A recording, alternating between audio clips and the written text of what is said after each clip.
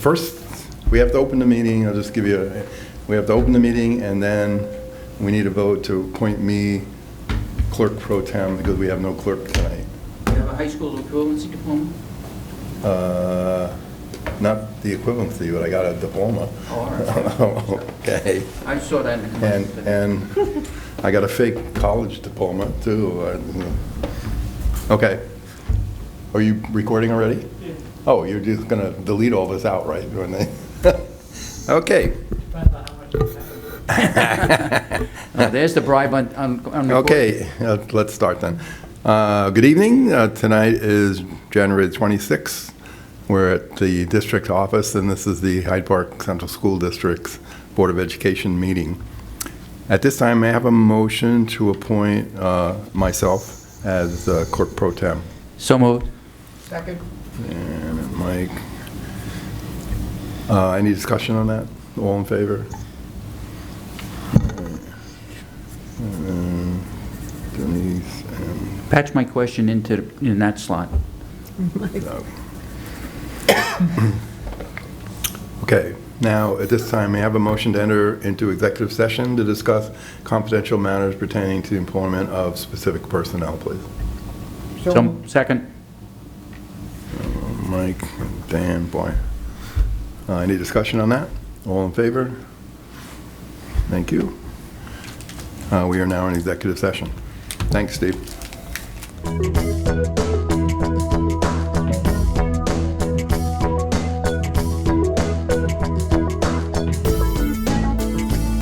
Okay, I think we have everybody here. We do. Okay, thank you for being patient again. We talk a lot, and we had stuff to discuss, so I'm sorry we're starting late. At this time, may I have a motion to return to open session, please? Second. Barry, Dan. Any discussion on that? All in favor? Good. I'm the secretary tonight because, unfortunately, Rebecca could not be here tonight. Okay, that brings us to the Pledge of Allegiance.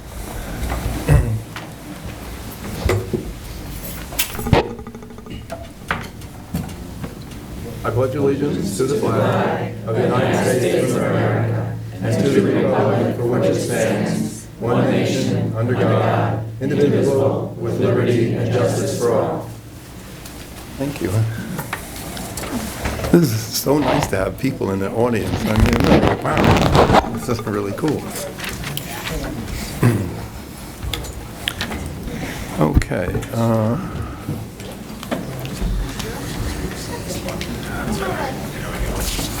Move this stuff. There are no agenda modifications tonight. May I have a motion to adopt the agenda as listed? Second. Who was first there? Perry? I'll write this down. Perry.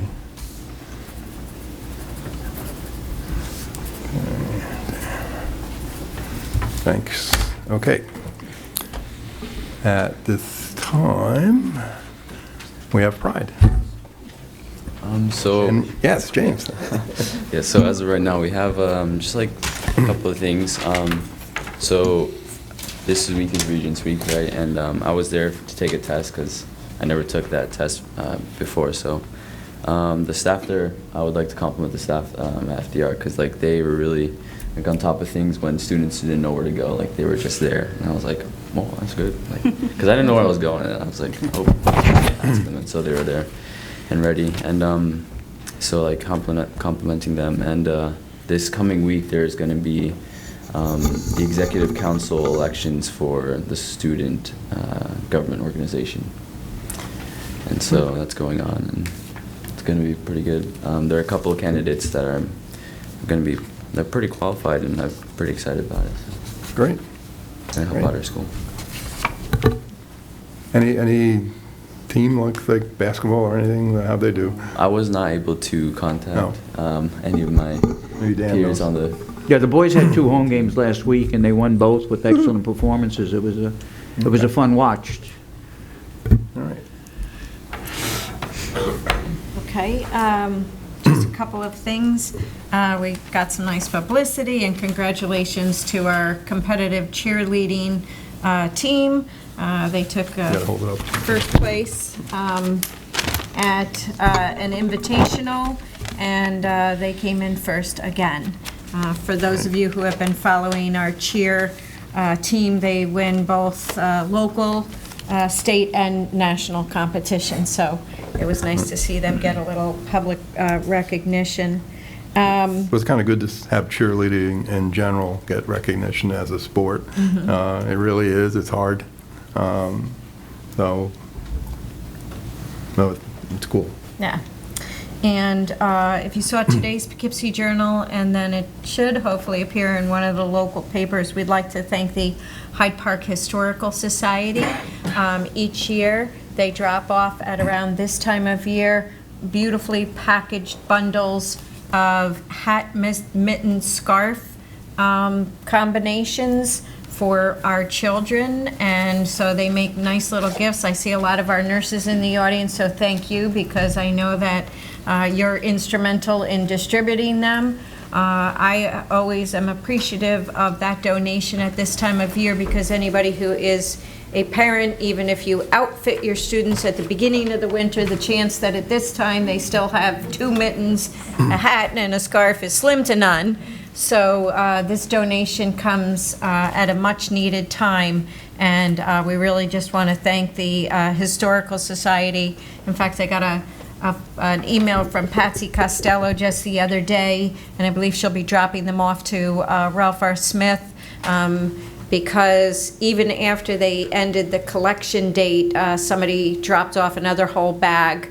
And I know they had sent our largest bag to one of the other elementary schools, so we're more on the way as well. So thank you to the Historical Society.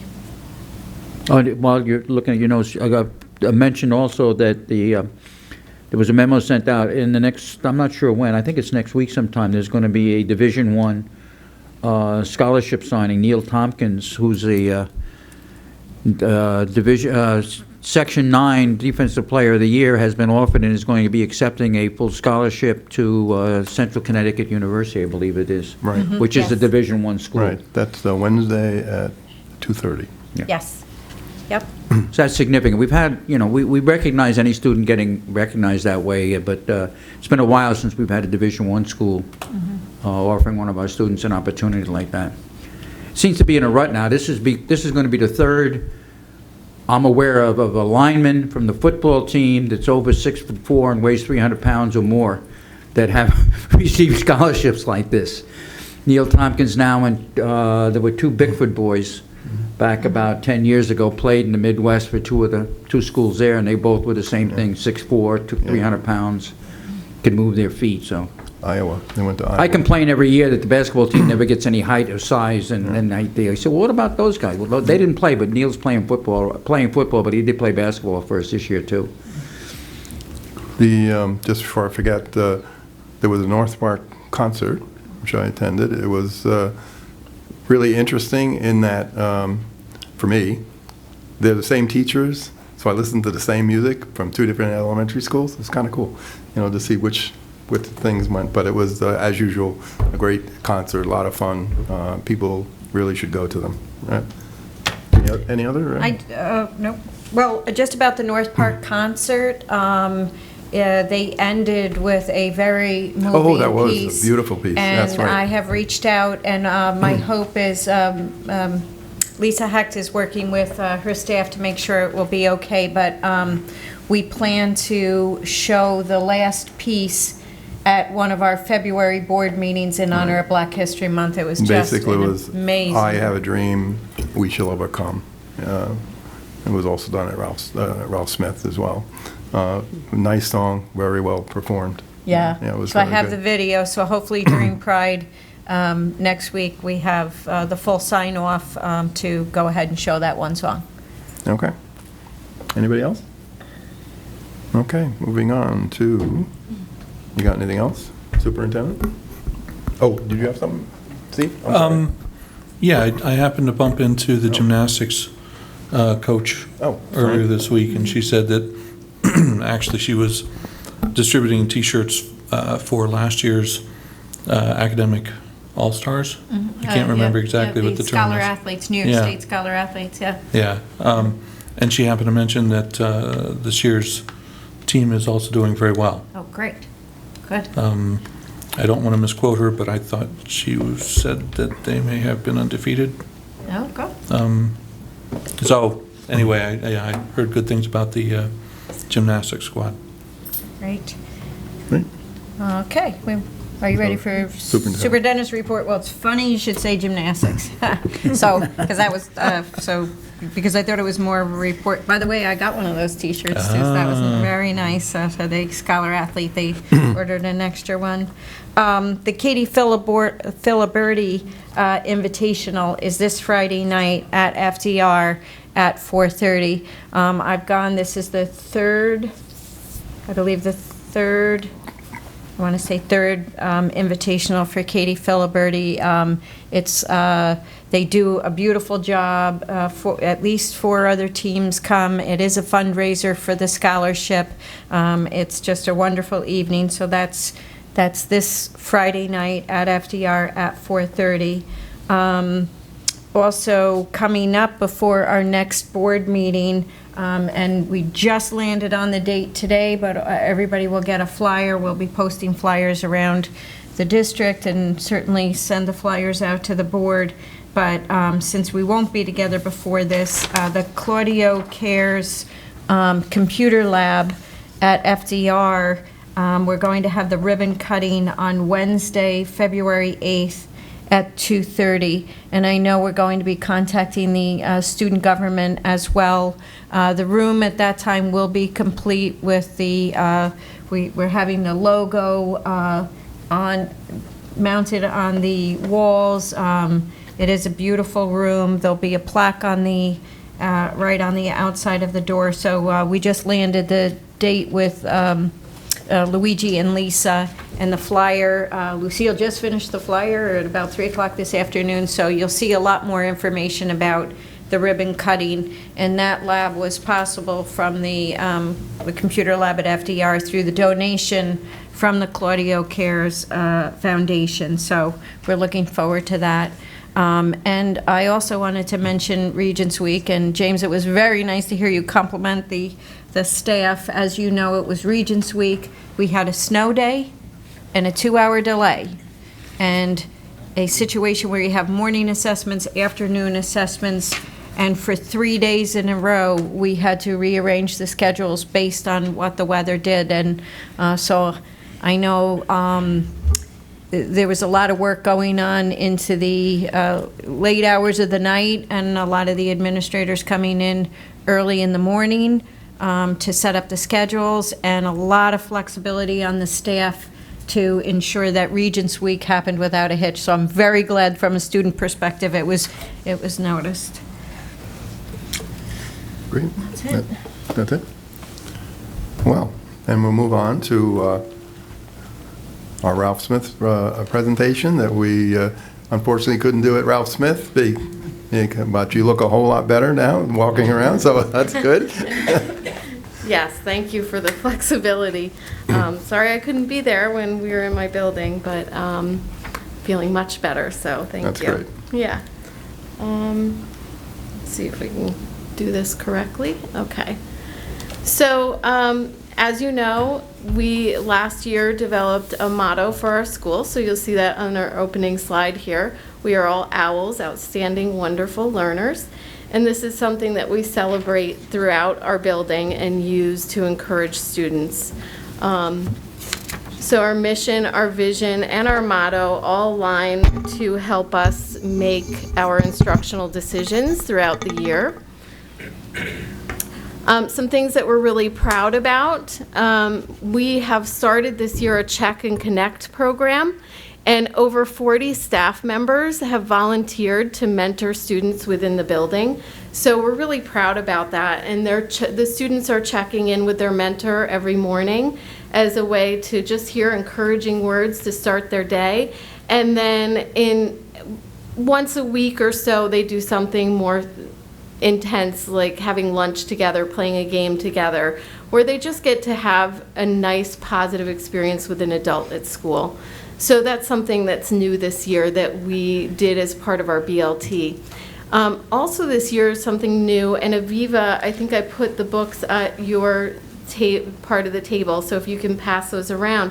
We are doing a one school, one book initiative, and each student gets a copy of a book, and we read it as a building. So a program goes home where we're expecting families to read one chapter a night, and then we talk about it the next day in school. There are trivia contests and fun celebrations. And this fall, we did The World According to Humphrey, which is a very cute story about a hamster. And we're doing the second book in the series, Friendship According to Humphrey.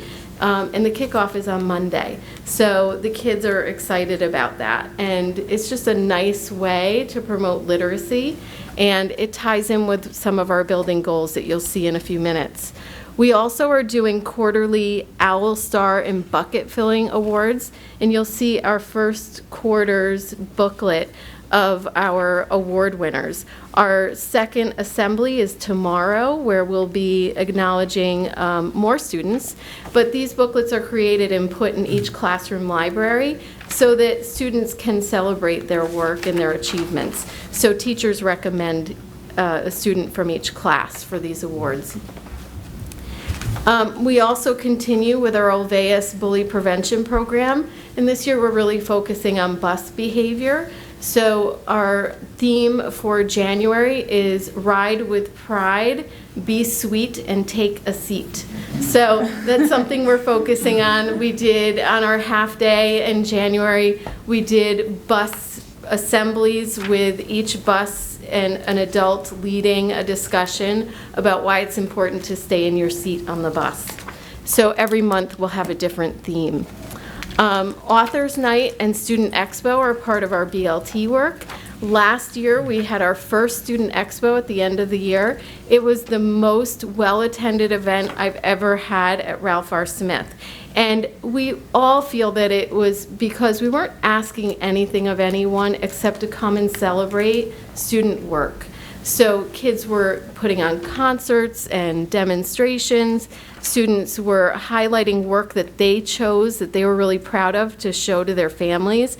And also we had booths where parents could go for information about what's coming up next year for their child.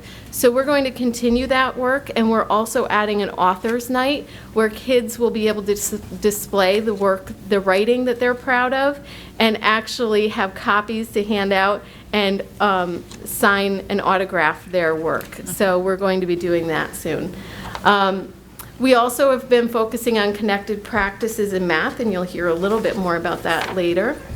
The piece of data that I chose to share is really just data that we looked at around summer reading loss. And you'll notice that mostly in second grade, there's a big discrepancy between their end of the year achievement in reading. 73% last year at the end of the year were reading on or above benchmark. But when they came back in September, only 46 students were still on or above benchmark. And we attribute that to summer reading loss and kids just not opening those books and enjoying literature and doing that continued reading over the summer. So we looked at this data as part of our BLT and part of our LAP committee. Can you just say what BLT and LAP is? Yeah, sorry. BLT is Building Level Team, and that's a group of staff members and parents that get together once a month and set goals for the building. And LAP is Local Assistance Plan. We've been identified at Ralph R. Smith for needing improvement with students with disabilities and economically disadvantaged students. So we have a plan, it's on our website, and we set goals for that plan. So based on that data for summer reading loss, we really set some targeted goals around the implementation of Reader's Workshop and really supporting that through Generation Ready, which is a consultant that comes in and works with our staff directly. And people are really enjoying that work, and I have to attribute it to the one individual that is supporting our building, Linda, who teachers just rave about. She's amazing. And, you know, there's a lot of teachers here who I think could sing her praises. But she is really doing a lot of really nice work on implementing Reader's Workshop in our building.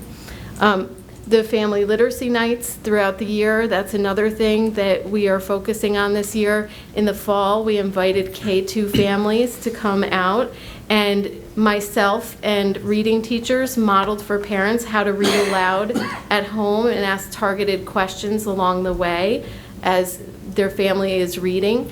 And we did some fun activities around the books that were read. And we had about 40 parents participate with their children in this event. And it was really nice. They were very appreciative of the ideas and ways that they can support literacy at home. And we're looking forward to doing 3 through 5 in the spring. So, and I already mentioned our One School, One Book initiative. One of the other interventions that we are using at Ralph R. Smith is Fast for Word. And it is a very intensive program. And most of our special class students, 12-on-1 students, are using that program.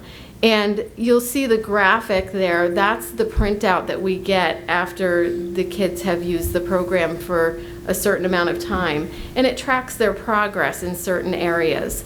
So you can see with this one particular graphic that certain areas the student is more stagnant, and that's a time where we know to pull them off and do specific interventions so they can continue forward on their growth.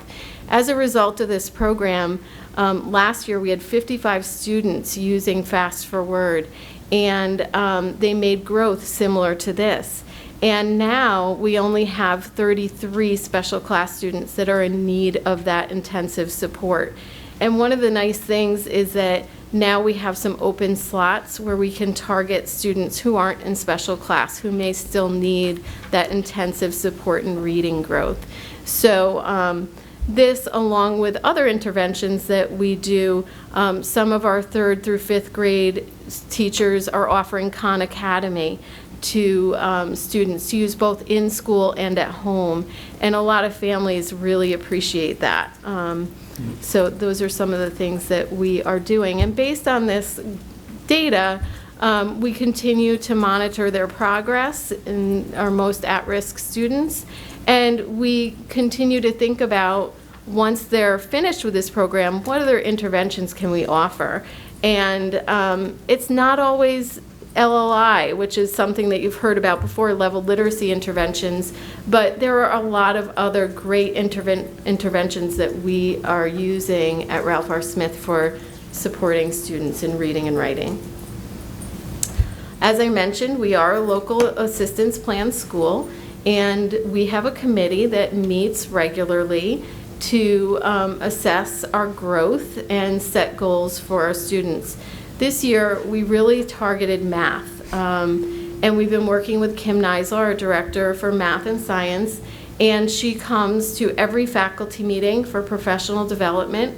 We have set some goals around identifying connected practices, which means that we're focusing on certain skills across all grade levels, K-5. And teachers had an important part to play in that. They identified what they found the most important in order to focus. So we have selected those goals, and we're really working on learning progressions in math. So how do students learn how to add, subtract, multiply, and divide? And we're tracking that data over time to make sure that they've got all those progressions down. And then we're also working on fact fluencies so that kids can move on to the more complex math because they've really got those fluencies under control. So those are things that we're working on as a building as part of our lab. We're also trying to increase family involvement through things like our literacy events for K2 and 3-5 that I mentioned, and also our student expo and authors night. So those are all things that we are doing. We also get support for our students with disabilities from RSC Task, which is a component of BOCES that comes in to work with our teachers. And we have a consultant that comes in and works with us on a regular basis. Our BLT, our building level team, has selected 2 goals this year. One is the Check and Connect program that I mentioned at the beginning of my presentation, and the other is continued support of the Student Expo and adding the Authors Night, which we are working on. Our extracurricular activities include things like chess club. Debbie St. Ange runs chess club. She is an amazing volunteer and does a lot. Her kids have never gone to Ralph R. Smith, but she is just so willing to step in and support kids who are interested in chess. So they also play other games as well, and they come every Friday morning. We have the Healthy Kids Literacy Program for grades 3 through 5, which is in its 2nd session. Our science fair this year, we are adding a STEM challenge. We're challenging kids and families to come to our STEM and science fair with an egg drop. So they're going to create a device so that when an egg is dropped from a 6-foot ladder, it doesn't break. So families are doing this challenge together and will compete at our science fair. So that's a way to really develop some thinking around problem solving and planning. We continue to have support from Marist through the reading program.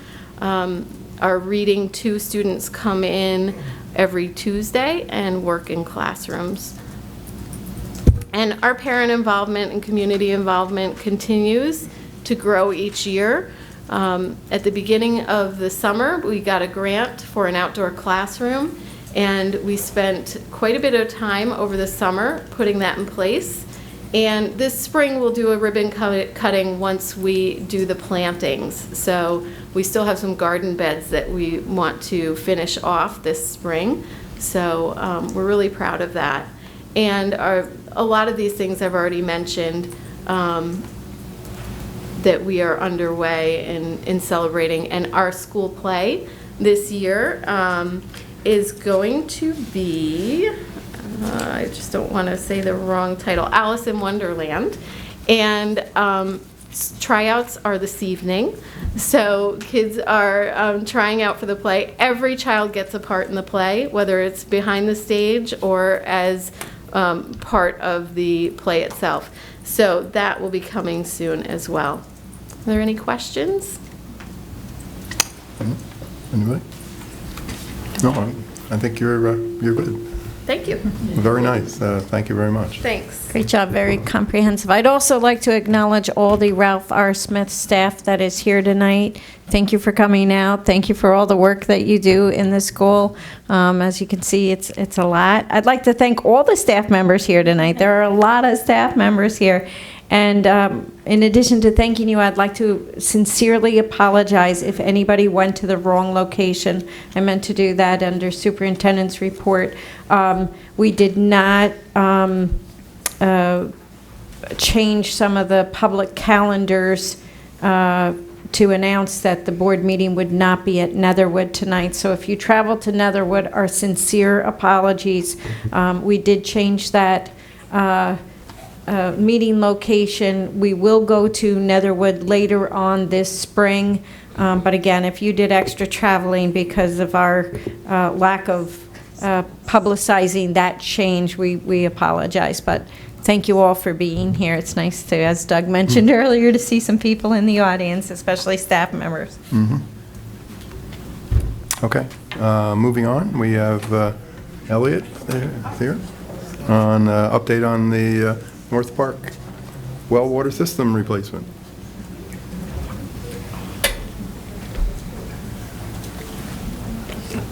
Good evening, everybody. I'll be brief, as I'm usually asked to be. So just some background information on the well at North Park. Our records indicate that the well is original to the building, which means I have no paperwork or any paperwork or records or plans of any kind of it being replaced since it was put in 1967. It is one of 3 public water systems owned and operated by the Hyde Park School District. So when we talk about the regulations that we follow, they're considered public water systems, although when you think about it logically, it's like we don't serve the public, they're ours, but because we're public buildings, they're classified as public water systems. We have at North Park been perennially granted a disinfection waiver, which means our water has never tested in such a way that would require disinfection throughout the at least recent history of the facility. And it is one of the only wells, or is the only well that we have that is not subject to that, or has not been subject to that regulation yet. And in that building, the well water pump and related equipment are in a subterranean well pit. So our current situation is the Dutchess County Department of Behavioral and Community Health, they decided to make their name longer. They are no longer granting disinfection waivers as a matter of practice. It has nothing to do with the quality of our water, but as a matter of how they do their business, they are no longer granting just blanket disinfection waivers. So they are requiring us to add some sort of water treatment for the purposes of disinfection. In our case, it would be more of a proactive, preemptive solution because we have no water testing to show that we need to disinfect the water. I want to be very clear about that. This is a regulatory issue. However, they have given us a extension of our current disinfection waiver for the next 7 months through September of 2017 and require us to install such a system with the caveat that we don't put it in the subterranean pit because that is no longer allowed either. So any modifications to our system have to be brought above ground. As the system exists currently, it's grandfathered in, much like a lot of our older buildings. So if you start touching something, you have to bring the whole thing up to code. So our proposed resolution is for the board to address this as an emergency capital project to make the water system compliant. Now, the word emergency here is being used not because it's an imminent danger of failure, but because it's a compliance issue. So one regulatory agency, being the State Department of Education, is honoring the fact that we have to comply with another regulatory agency, being the Dutchess County Department of Health, who regulates our water system. Lots of wonderful red tape. So we propose to renovate the well system, the entire well system. We talk most of the last, I think, months that I've been up here, we talk about the building condition survey. North Park's well is on the building condition survey. It is considered end of useful life. We have rated it for replacement, so this is not something that we haven't planned on or talked about doing before. Because of the nature of the requirements right now, we're recommending that we replace the entire well system in one shot and include these regulatory compliant system additions, which would include replacing the well pump itself, the pressure tank underground, and all the related equipment, bringing it into an above-ground pump house, probably not much bigger, if any larger at all, than the existing subterranean pit, which is currently in a 9-foot by 9-foot concrete box, essentially. Our auditors, our legal counsel, and the State Department of Education agree with us handling this as an ordinary contingent expense. I learned that phrase from working with Linda and our finance people, but considering it such an expense would allow the district to act promptly and meet compliance before the waiver expires in September. Basically, the County Department of Health asked me how soon we could do this work. And to replace a well water system means shutting the water off at an elementary school, which I was not willing to do before the summertime. So essentially, we told the Department of Health the soonest we could consider doing this work would be summer of 17. They said, fine, we'll give you the waiver through the summer into September with the understanding that you get the ball rolling as soon as possible and talk to all of our related parties, which for us was legal, our finance people, our SEB folks, and now you folks here to discuss the plan to move forward. So that's it for me. Any questions? You mentioned the fact we have 3 public water systems we Yes, sir. maintain. What are the other 2? Roosevelt High School and Netherwood Elementary. And Netherwood doesn't have any, Netherwood is very much the same type of system and very close to the same age system. And should we have these challenges, now we have disinfection at Netherwood, so it is grandfathered in. Should we have to make any modifications to that well, it'll be subject to these same type of issues. And it is also on the building condition survey. However, we're not in a time crunch to address it currently. and the status at the Roosevelt system? Roosevelt, if you remember, we replaced the pump about 2 years ago. It does have disinfection and anti-corrosion treatment, so as it is, it's running properly. Now, For some reason, I thought we had discovered there was a second system at Roosevelt that we were going to use or possibly could use for watering the outside facilities. Is that true? We do. There was a But it's test not used well. for drinking or anything? Correct. There was a Alright. test well drilled years ago when they were looking to build another high school. Instead of Oh, I drilling. remember in- that. Yeah, so that's kind of a story I've heard a lot around here. But because that well existed, we didn't have to drill a new well for irrigation when we did the field project. So we just adopted that for the purposes of irrigating the new athletic areas. But since it's not used for public consumption, it's not an issue as far as this? Correct. It's non-potable water. Okay. What's the expense with this? So this project is, our auditors and our engineering firm is recommending that we budget $250,000 for this project. We're figuring it'll be somewhere in the $200,000 ballpark for the full replacement. That includes pressure tank, all of the mechanicals, and running new lines to the building from the well. And how are we going to pay for it? It would be... Check. Linda? Hi. So the reason that we want the board to declare it as an ordinary contingent expense is so that we can transfer money from the general fund to capital projects. Normally, we couldn't do that until we had the budget vote in May, but, so we would take the money from fund balance effectively and move it into capital projects, or, I'm sorry, into the capital projects. And it is subject to building aid, am I correct? Yes, Yes. thank you, Linda. That's why she answers those questions way better than I do. So SED is allowing us to call it an emergency capital project, so we would get our aid, our building aid. And in speaking with the interim director of facilities planning at SED, she said they would work with us to get us the correct amount of building aid units to accommodate that expense at our standard building aid level, which is like 54%, Yeah, so it's basically half, just about. yeah. I like that word, correct, the correct amount. Yes. I like that.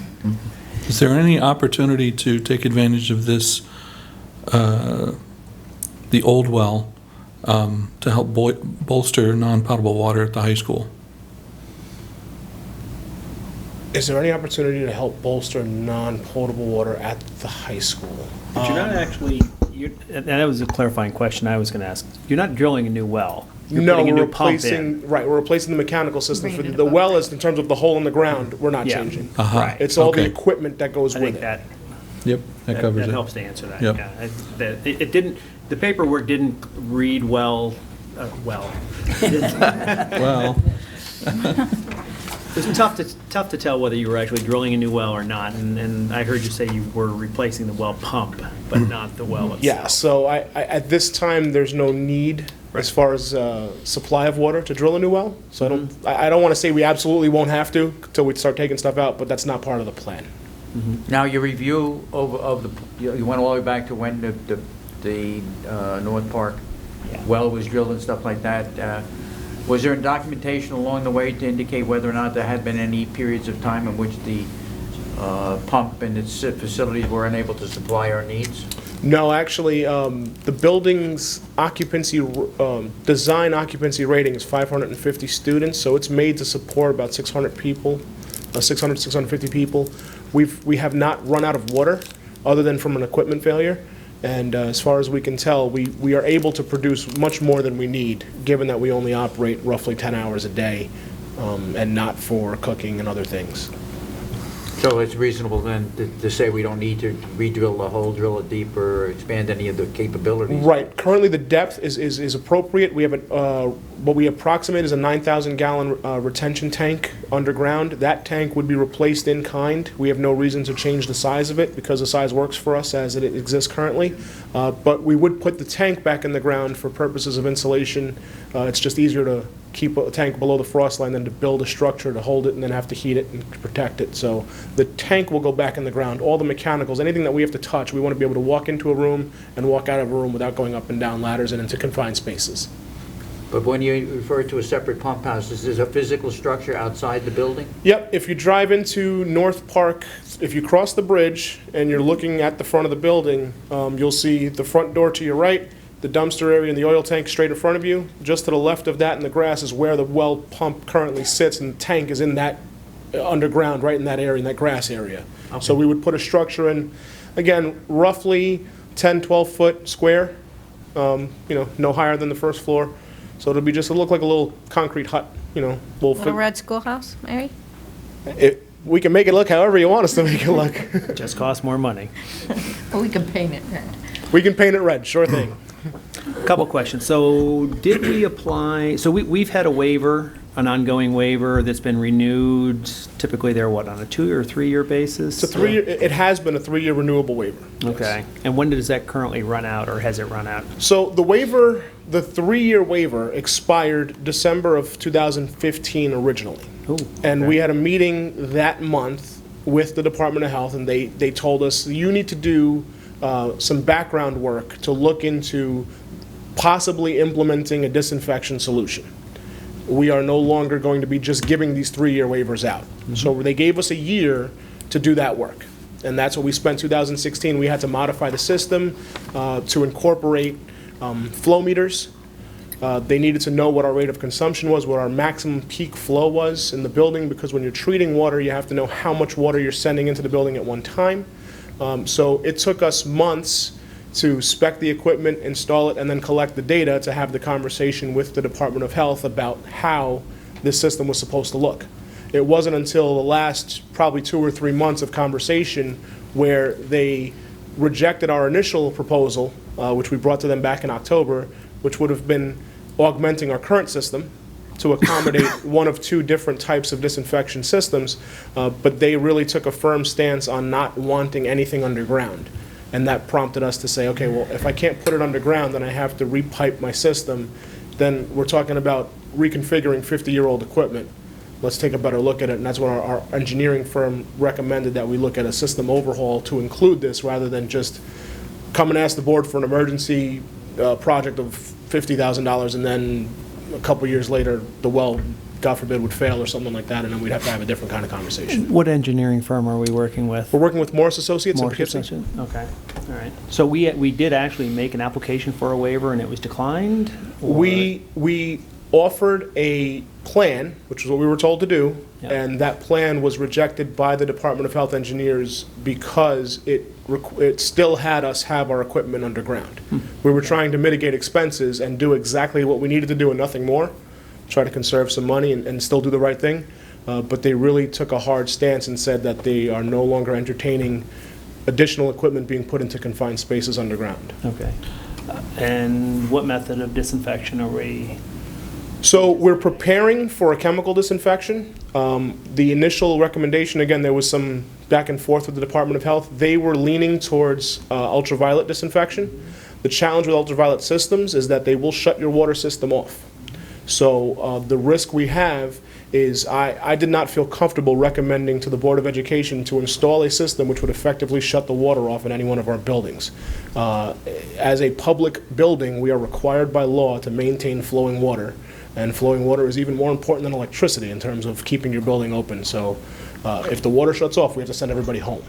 And we don't want to have to do that. And that type of system for an elementary school building, for the water to shut off without warning, we felt would not be a prudent solution for us at this time. And the 9,000-gallon holding tank is sized appropriately for chemical treatment. You need to have residency time. Contact time, yes. The Yeah. 9,000-gallon tank would provide us the appropriate level of contact time for that type Okay. of system. Okay. I'm assuming then, it has been mentioned that the treatment of the water is based on the amount of water you're utilizing and not necessarily on any testing of the water to see if what level you're dealing with. We don't even know we have any need for it, but We have no, based on the levels tested, and thank you, Dan, because that's a very good point I want to reiterate. There's no reason, chemically speaking, to need to disinfect our water. This is being done as a matter of practice and protocol on the part of the Department of Health. Our water quality has not changed in such a way that would require this. But yes, when you are treating, whether you're adjusting chemical levels or you're passing through and designing electronic systems like an ultraviolet, it is contingent on how much flow you have. And our peak flow is beyond the basic ultraviolet requirements anyway. I mean, you have to be under 30 gallons per minute, and we spike up way past 40. So we wouldn't even be able to use the basic type of system that they recommended initially, which is why it took us a few months to really figure out what the best way to go would be. yeah. The other question I anticipate will be asked, so I'll ask it now. in the utilization of this system, will we be introducing any elements into the water that do not exist now? Or are the chemicals we're using filtered out of the water after they perform their function before the water is pumped through the building? It's a very good question. You So know, I'm we going to try had, to. I grew up at a time when, you know, you were adding fluoride to the water systems and everybody was happy with that, and then 20 years later, everybody said, fluoride's not normally in water, why are you doing it, and I don't want it, you know, yada, yada, yada, and created all sorts of angst down in the city. New York City had been using fluoride for a long time, and I'm sure there was some dentists that were looking to get it out of it. No, that's just a silly Well- joke, because it was a great thing for the kids and for the health of the kids, but people So- then questioned the fact, but it left a residue of fluoride in the water. Yes. I'm going to answer this as clearly and carefully as I can. We would be adding a chemical. Our basic chemical solutions that we use at FDR and at Netherwood are chlorination systems, where we add a small amount of chlorine to the water for the purposes of disinfection. It is no different than the Dutchess County Water and Wastewater Authority uses for our other public buildings, our 5 buildings that are on, including this building here, that are on public systems. So we're not, yes, we are adding to the water. No, we're not adding anything that the municipal water systems don't add in terms of what's going into the water. But I will remind you also that we added filtered bottle fill and water fountain stations throughout all of our school buildings, including North Park, that remove a large amount of the particulate matter in the water, including some additives like things that we may be putting into it, so that the end user may not be affected by what we're putting into the system to keep it clean. You use the word particulate. My impression is chlorine is part of the water. It's not. Particulate looks like a little speck of dirt or something like that. It's the filters. That's why I don't want to speak out of turn. The filters do remove things from the water. There has been conversations that they will remove a bit of the chlorine that comes out of the water. I don't want to say that it'll remove all of it, but certainly. We're taking extra measures to make our water extra safe, and those filters would be a part of that. So if there were any concerns about what we're putting into the water, we do have filters at all of the end user points of consumption as well. I'm on a system that uses the chlorinated water from the Hudson, and 98% of the time I don't even know it's there. But there are occasions, maybe twice or 3 times a year, when I go to wash my face in the morning, I get a distinct smell of, there's the chlorine, and I wonder what's different. If you were using the same amount based on the flow, and it didn't get changed, I never could get an answer from them as to why did it smell of chlorine this time. And my concern is because the pipes it in didn't get changed, and when the chlorine shows up, the warning sign is out to my wife, don't wash any white clothes for the next 3 days until the smell goes away, because it turns out chlorine and iron produce a wonderful brown substance that can turn your t-shirts from white to tan in one wash that can't be reversed. That's true, the iron does have that effect. Thank you. All right. Any other questions? Thanks. All right, thank you. Thanks, Gallant. Well done. All right. Okay, as Rick's coming up to give his presentation, I just want to say that, for a new initiative of this magnitude to go 1-to-1 in a middle school, and started in September, roll the Chromebooks out at some point in October, November. So we're talking about a report that, yes, there's been a lot of years of planning going into it, but this is the report as of, November. And while we have hit some bumps, I think it's just been a tremendous initiative, and we're very proud that we've been able to do a 1-to-1 initiative at the middle school and look forward to the continued growth into the high school. So thank you, and thank you for the update. Absolutely. So good evening. I'm Rick, your Director of Technology. Thank you all for being here. It's a hard act to follow with Mr. Garcia, but we did dress similarly, so I hope you appreciate that with the gold ties. So, Practically twins. Practically twins. We actually do say that, right? Yeah. So, Yeah, I would have said different triplets, haircuts. actually. What did he say? yeah, that's what I'm worried about. So, What have we done? So when I took over the position, there was a lot of talk about a one-to-one initiative. So what we did, first of all, there was a lot of talk about smart bond funding and how we would use the $2.6 million the state has allocated to Hyde Park. The process for getting that money is tortuous, to say the least. We have not received any of that funding to date yet. But the initiative was well underway. People were very excited. The Haviland staff was very excited about this. The kids were excited. The community was excited.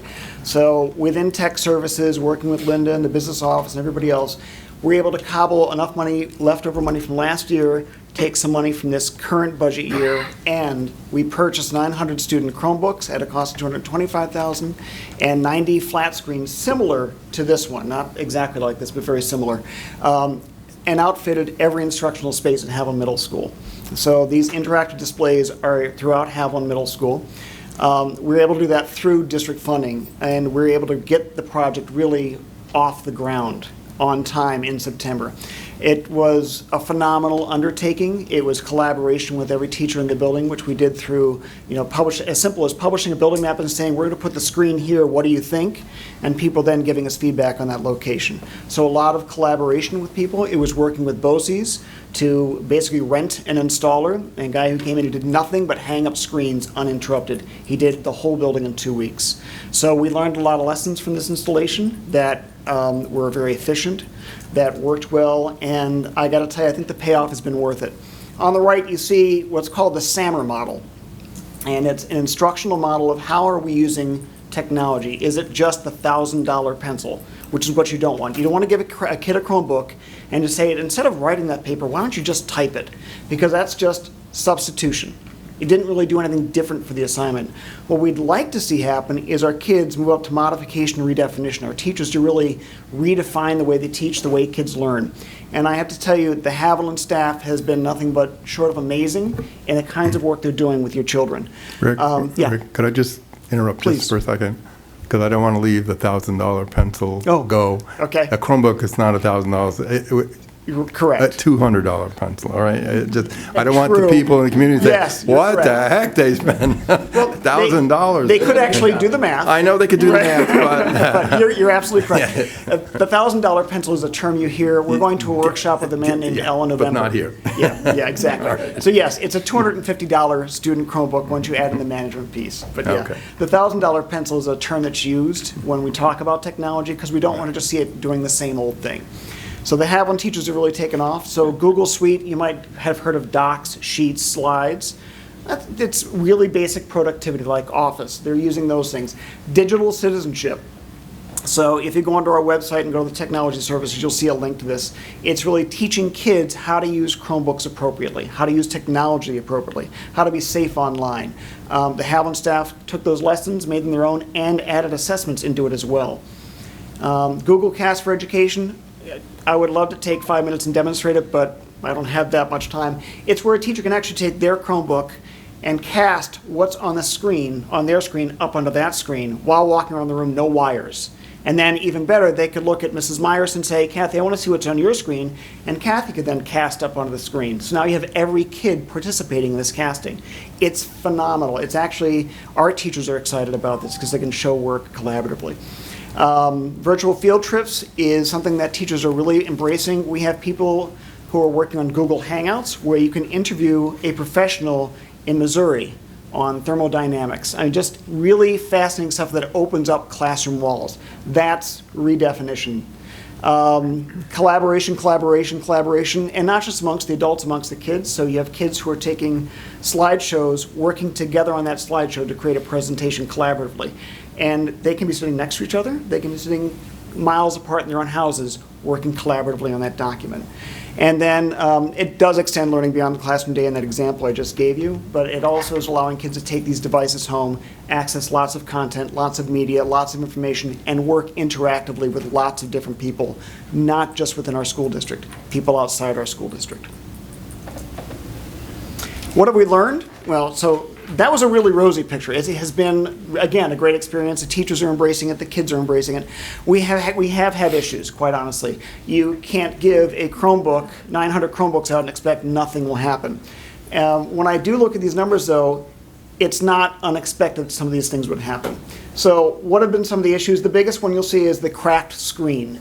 And that comes to teaching kids and the adults and everybody else how to carry the Chromebook properly. You never carry it by the screen, which we're all guilty of. You got to close the screen and carry it. When that happens, so we don't just throw it away. We have found that for $45, we can buy a replacement screen. Our technicians in 15 minutes can swap it out, and we've got a brand new Chromebook again. So we're learning lessons as we go through. All of these issues, we've been able to fix most of them. The ones we've not been able to fix, I want to say probably 20, 25 machines all told. They go into a pile, and we scavenge them for parts. We're also in communication with the families whenever there is damage occurring, so they know what's happened. And we work with the children to help them prevent further occurrences. We have had no repeat offenders on significant damage. We've had repeat offenders on Wi-Fi issues. We've had repeat offenders on, I locked myself out, things like that, but nothing on significant damage on a Chromebook. There are a lot of one person, one incident things. I don't know if it shows up later about the cases. So Chromebook cases, big lesson is that we do need to provide a Chromebook case for every Chromebook we provide. When we started the initiative, we provided cases for 6th grade only because they're not allowed to carry backpacks. We assumed the backpacks in 7th and 8th would protect the Chromebooks. Not so much. So we have now purchased additional cases. They are going to be distributed, we are hoping, on Monday. They just arrived, and that means every Chromebook will come with a case from this point on. So instead of budgeting $250 for a Chromebook, I'm now budgeting $275 for a Chromebook because we're adding in the $25 case on top of it. Education for the community is essential. So when this rollout started, we did, I think, 2 or 3, it's later on in the slideshow, 2 or 3 nights where we talked to parents. We try to do an online presence informing parents. The more we can do about that, the better. And I'll take this moment to just highlight this little flyer. You may have seen it. If you don't, it's on the website. We're going to send these home as well. Therese McKenna, the entire staff, we're going to try and do everything we can to help our parents and our families become comfortable with the technology that's coming home with their children. From the few nights we did, we know we have parents who are deathly afraid of technology. So taking on a community education role, we're going to take a more active part in that. So we're offering several community nights where it's really sort of bring your issues, we'll help you with them. Display screens, so again, the big screens, there's one in every instructional space. Roughly there's about 90. And staff input was key in the placement. And what we learned from that, at Haviland, there's one available network drop in almost every room. In order to give the teachers flexibility in room arrangement, we'd ideally have 2 on opposite ends of the room. So we are working through our E-rate funding and also the Smart Bond to try and do that throughout the district, including Haviland. So it will give people more flexibility in room arrangement. We don't want to tie people to that's where the board must be. There have been some display screen issues. We reached 10. And it's called Jumpy Touch, where the screen will suddenly just take off on its own and start writing words, or the cursor will jump around. It got to the point where we actually called InFocus, the company that manufactured. They're sending an engineer to us on January 31st, and they're going to personally check out each machine, and they're bringing 10 brand new ones with them. So they are very serious in keeping these issues at a minimum. Tech integration support, I can't speak highly enough of these 2 individuals, Chris Chimuris and Michelle Palmieri. Michelle is brand new to BOCES. Chris has been there for a couple years. They are model schools technology integrators, and they play a vital role in the work we've been doing. Back when I collected this information in December, they had done 9 large group workshops about assessment, the Google Suite, and digital lessons, and they're averaging about 22 individual sessions each week. And what that means is they've published a calendar. And a teacher can go on, look at that calendar, say, oh, I want that 9:30 slot, click on it. They now have a one-to-one appointment with one of the tech integrators. So they're getting one-to-one coaching or sometimes small groups. Because they're each here 3 days a week, there's 1 day of crossover. On that day, Thursday, Chris actually goes to FDR, and he's offering one-to-one sessions to the staff at FDR in preparation for next year. So, and I can't speak highly enough about the work they've done, but there's been really significant growth with the Haviland staff, and they're very appreciative of the work they've done. They are also, when I talk about the digital citizenship, one of the problems we've had is because the Haviland teachers really worked the kids through that. We have new kids coming in. We don't have a teacher available to do that. Chris and Michelle have taken the time to actually record every lesson and make it an online presence, so when a new kid comes in, we can have the child sit down and go through self-paced lessons with assessments all the way through. So they have been great. From the technical services staff, our very small but hardy group, we have been dedicating 1 technician to go there every morning And for a while there, it really was just sitting at a table and processing the issues as they came through and really troubleshooting. And it went very quickly. We're getting to the point now where that's slowing down enough, where we've gone to a kiosk. So a kid comes in, types in the issue to a computer, leaves the computer. Either the mail courier brings that over to tech service, we fix it, it's back the next day, or we take a few more days to fix it if we have to. But the other thing we've done is when the year started, we looked at our bandwidth. That's how much data we can move in a given day. And we were having some issues at the end of last year, particularly at Haven with bandwidth. And we did an analysis. We thought about, well, what's this going to look like when everyone's doing live streaming? So we upped our bandwidth. Those, the red and the blue, those are the averages. That green line is our max. You can burst above that, but that's our max line. You can see we're comfortably in that range. What other districts are doing right now is they're scrambling to buy more bandwidth because they are finding themselves going way over. So we're at a very comfortable place right now. We watch this very closely. BOCES watches it well. If we need to, we'll increase more, but I think right now we're at a good rate for the number of machines we have. I just also wanted to point out before you leave that slide that all of those work sessions in that top portion for the technology integrators, the teachers are choosing to go there on their own time during their prep time. So it just Yes. shows you the participation and the embracement that they're actually choosing to make use of that service. So we put the service there, but it's really well utilized. It's not only during their prep time, they've invited the tech integrators into their classrooms. Classrooms, So yeah. Chris and Michelle will teach lessons and model how to Yeah. integrate technology. They'll co-teach. The teachers will teach a lesson and ask for feedback from Chris and Michelle. Well, how did this work, do you think? And what can I do to make it better? It's really been amazing. And the model schools integrators, it's kind of neat. We're still working with Cora Stemple at BOCES because she's in charge of that program.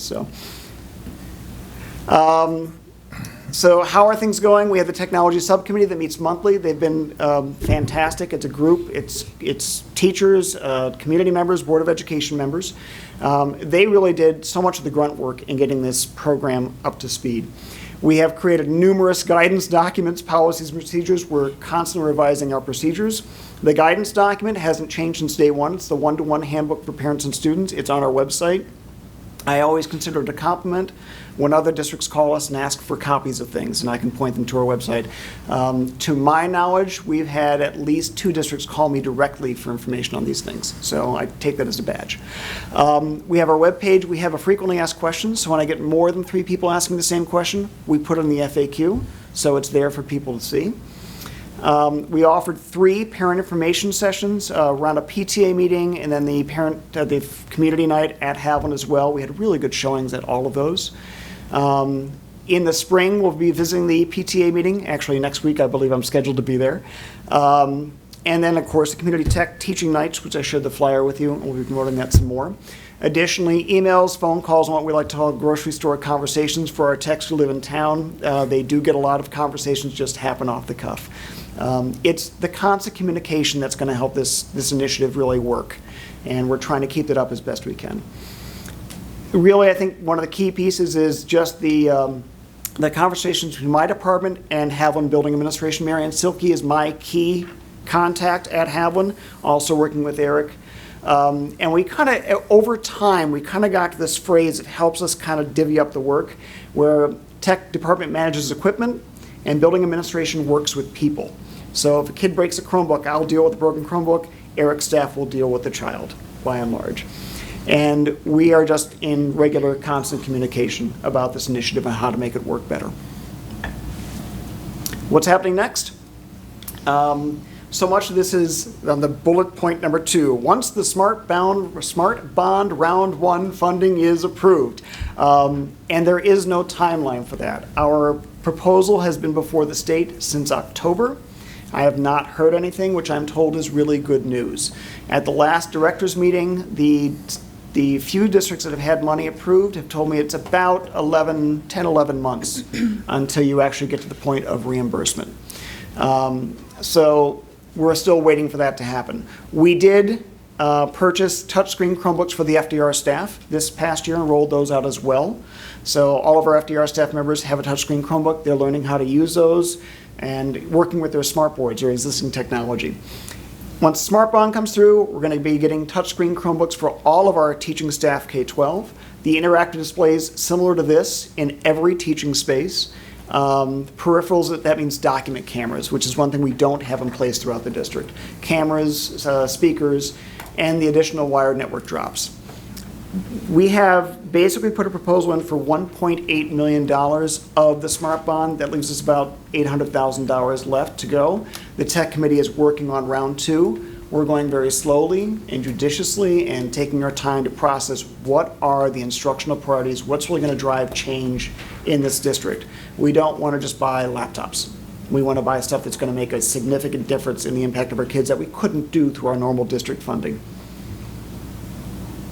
Other tech news, I can't thank my staff enough. Chance, Bobby, Therese, Michelle, our new guy, Chris Lassner comes from Core BTS. He's a brand new hire for us. And of course, the incredible volunteer, Roger. They're simply amazing, and I can't say enough nice things about them. Current operations, what do we do? Well, we're offering those teaching sessions as discussed. We're supporting over 1,000 adults, almost 4,000 student users, over 100 software and subscription titles.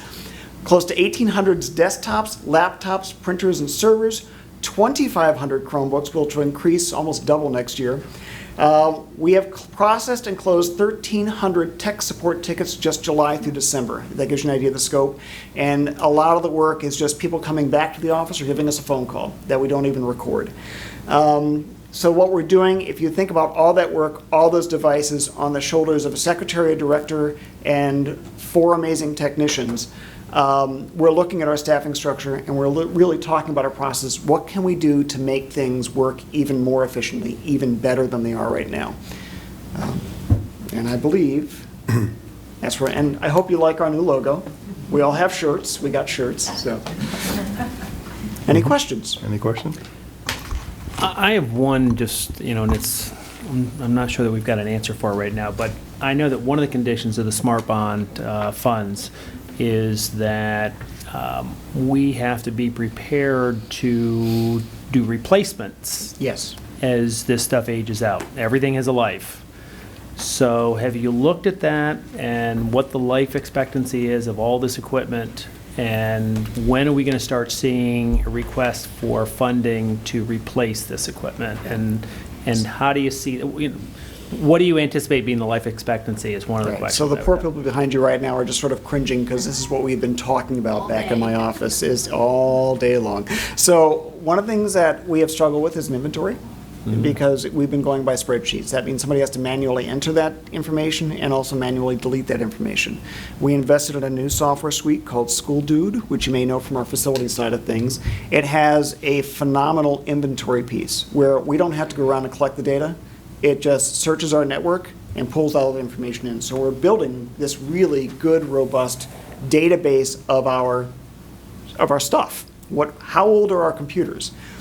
Based on that, I'm looking at that and trying to think of what our replacement cycle should be for all of our equipment. So for a desktop, if we have 1,000 machines roughly, every 6 years, and 6 years is a long time for a desktop, but because we're a school, we're trying to make things work that we have things that are out there for 10 years now. But for 6 years, I'm going to replace 100 machines or so. So we're working on that kind of cycle. The screens, we're told they're going to be good for 10 years. Time will tell. That's the problem because it is really new technology. The interactive screens are fairly new. InFocus is a good company. It's got a great review and everything else. They're warranted for 3 years, but time will tell. I can tell you that our desktops, we can eke them out 6, 7, even 8 years. So we are looking at replacement cycles, and actually that's how we're trying to build our budget right now, is how frequently, how often do I need to roll new stuff out there to replace the aging stuff? Yeah, I mean, this is going to be a budget impact, Yes. 5, 6, 7, 8 years out that we've got to be prepared for. Yeah, Chromebooks like the Asus machines, and the gang behind you can speak better this than I can, but 4 years they seem to be really topping out. So our Asuses, which are older ones, they're really starting to die now. And it's okay. We're slowly replacing them as we go along. They tend to be our spares and our backups. At the elementary, they're sort of the mainstay right now. When the Smart Bond funding comes in, it'll be the Dells like we have now. But 3-4 years. So my goal is to get, and in the Smart Bond, we built in a replacement for student Chromebooks. So my goal is to get on top of all of this and build in a replacement cycle. We have talked very tangentially about maybe even doing sort of almost like a best bus referendum for technology, that on a standing cycle, we need to replace this much technology, and it's a bond referendum. I'm only at the idea stage right now. At this point, I need to get my feet under me with what the inventory really is in this district, what the age of it is, and how frequently we need to replace this stuff. Yeah, my understanding is there may also be some options in the future looking at leasing equipment. We have that Maybe option. an option. We do. that We actually do something to look at. copier leases right now. Yeah. And that one's gonna, I'm not sure when that one's coming before the board, next meeting. We'll have our copier leases for you. And BOCES is really, they're great in working with the leases. I noticed most of our neighbors have leases in the area of computer technology because it's expensive. The cost of doing business in the technology world is not cheap, but if we can get the impact out of it like we're seeing at Haviland, it is worth it. Yeah. But I do need to build that replacement cycle. We're in the knee deep in the guts of that. Okay. Some of the work going on around the state too is we get 100% reimbursable textbook aid, and we need to get the state to the point where they recognize this needs to be, if we could use textbook money, because now these are replacing textbooks, that's another venue that we're trying to really tackle. They should recognize this. If we have any hopes of saying online textbooks, then these should be aidable as the textbooks. We're also banking on the fact in some ways that, 6, 7, 8 years ago, we never thought we'd be able to buy a device and give it to a kid for $250. So, there's that.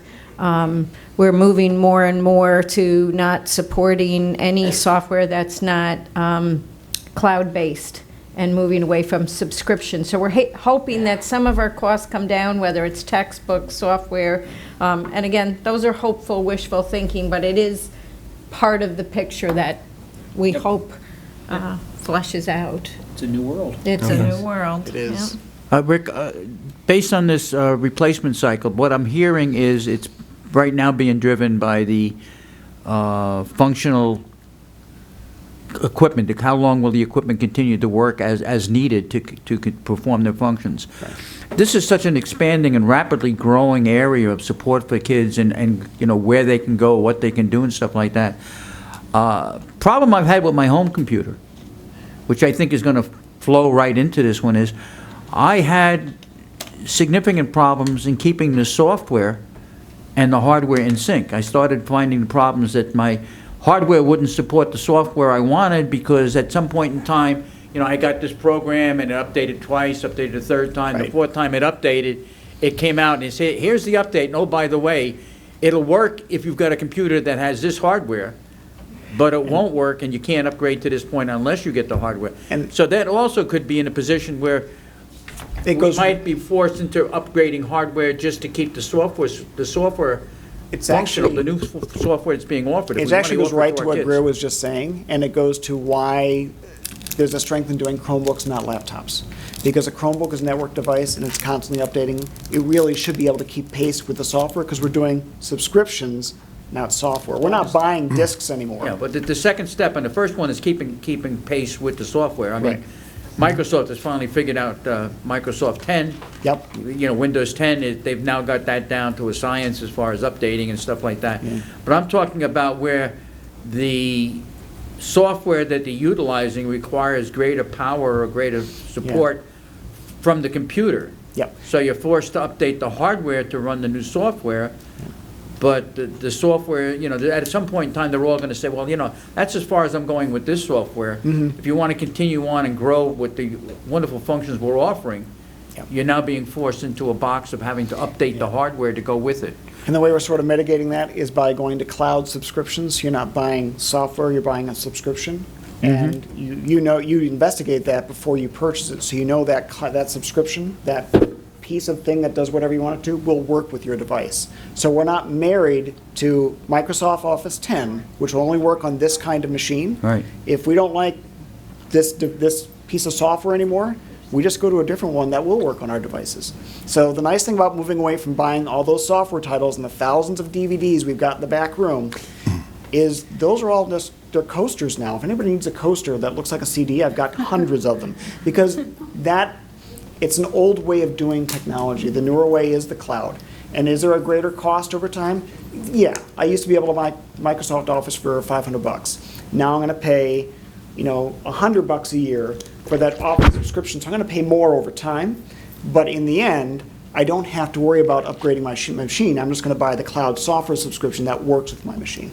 So it's always a balancing act. But I do think that the way we're going with the Chromebooks and with the subscriptions is the better way to go with the technology. I think it kind of addresses the concern you have. All right, thank you. Yeah. Okay. Rick, to follow up on that, it's my impression that a lot of the educational software that we're working on has kind of reached a pinnacle in terms of hardware requirements. So there's been a lot of growth in the system requirements for software for, my entire life.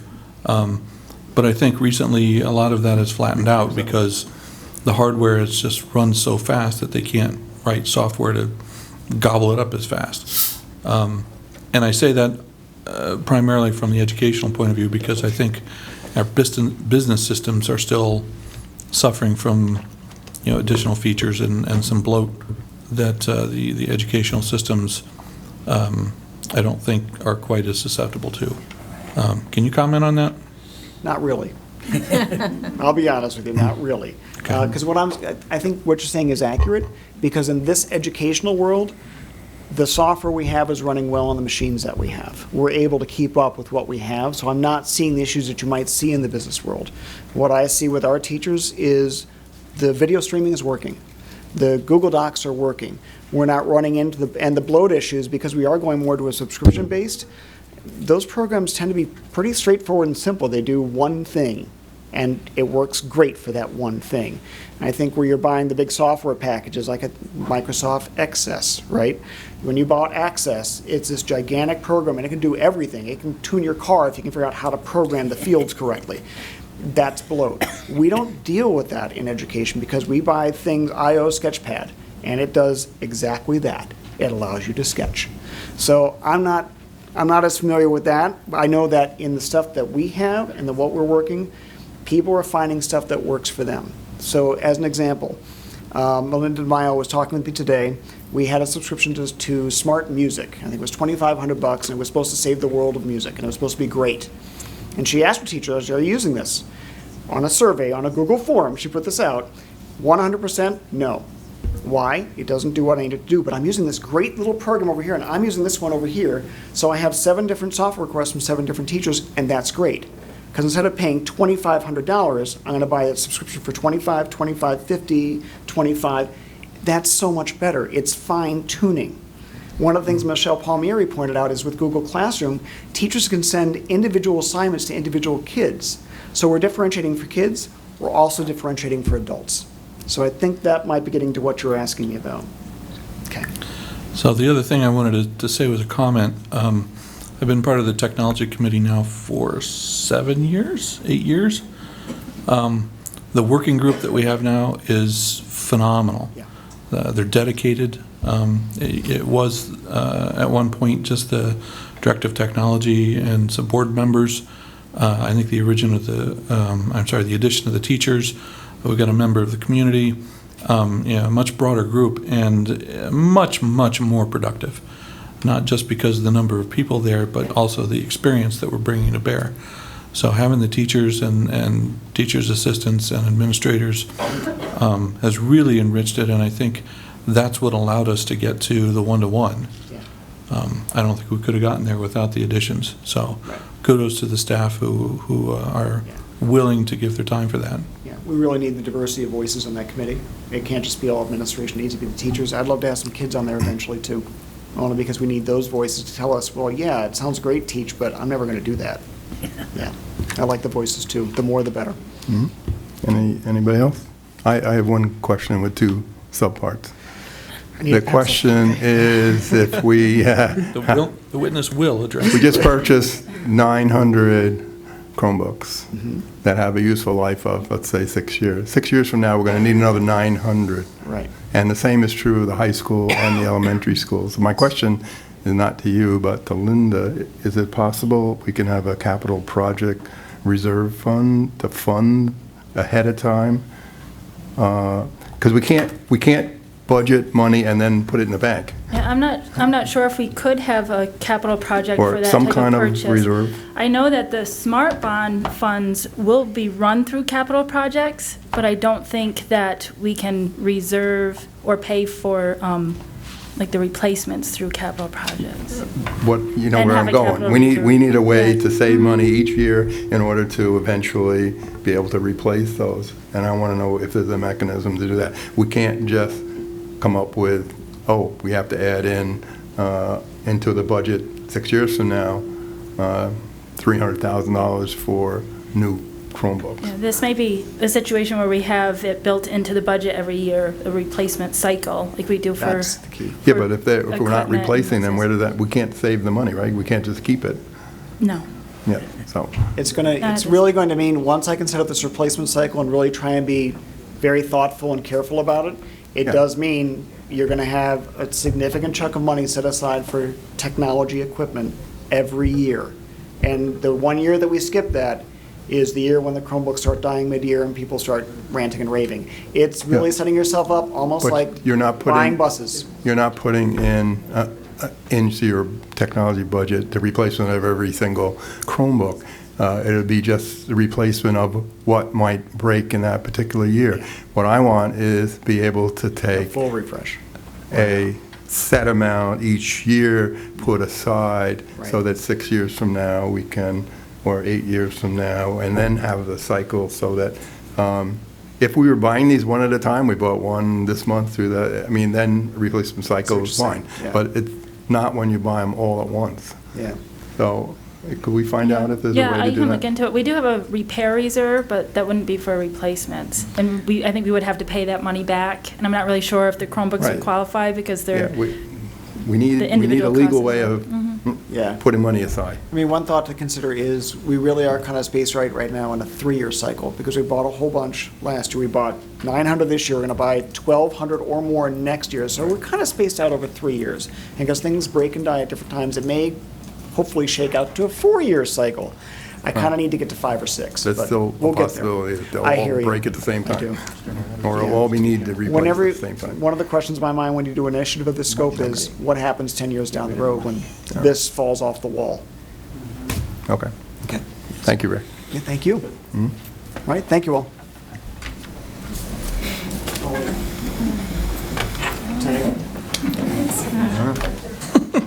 Oh, the meat of the program's coming up, the budget. Yeah, the budget Oh, is. thank you, thank Thanks you. You for guys coming. have an early morning and a whole bunch of children that are going to be sitting and standing in front of you, so do not hesitate, please. None of us have 25, 30 children sitting in front of us tomorrow. I do. Oh, well, I Doug's do. going to volunteer to read, but. I do. Yeah. I can have up to 13. Aviva. Yeah. I have 120. Right? 4 classes. Not quite, but, all right. You were dismissed. That was very informative. Actually, that was a great discussion, Rick. Thank you. This time, yeah, we have the best part of the meeting. The best part of the meeting. Yes, the budget. boy, you want a chair for the questions, or you just sit down up there? Because Maybe they're going to be a later, lot. we'll see how it goes. So, good evening. This is our first budget presentation for 2017-18. It's what we call our rollover budget. We do have a lot of information to go over tonight, so I am going to take it slow. If the board would like to ask any questions as we go along, please interject, that's fine. Linda, may I suggest that we take 30 seconds to describe what it is when we say a rollover budget? Yes, actually, that is my first statement. So a rollover budget is the first step in the budget process. In the rollover budget, we assume that all staffing and program will stay the same next year. That'll be exactly as it is now. We then budget for known items such as increases in salaries and pensions, but we have to make estimates for other items because we don't have the information yet. So we're making estimates for health insurance, energy, and other employee benefits. Okay. So once we have the rollover budget, we can start to look at the overall picture. Over the next few weeks, the budgets will be adjusted based on retirements, budget requests from administrators, program changes, and any changes in state aid. After determining the budget needs of the district, we then look at the budget gap. The budget gap is actually the difference between the expected revenues and the estimated expenditures. This is typically the part of the budget that we would fund with the tax levy and the use of fund balance or reserves. So because of the tax cap that was implemented in 2012, the ability to raise taxes has been limited to the allowable tax levy.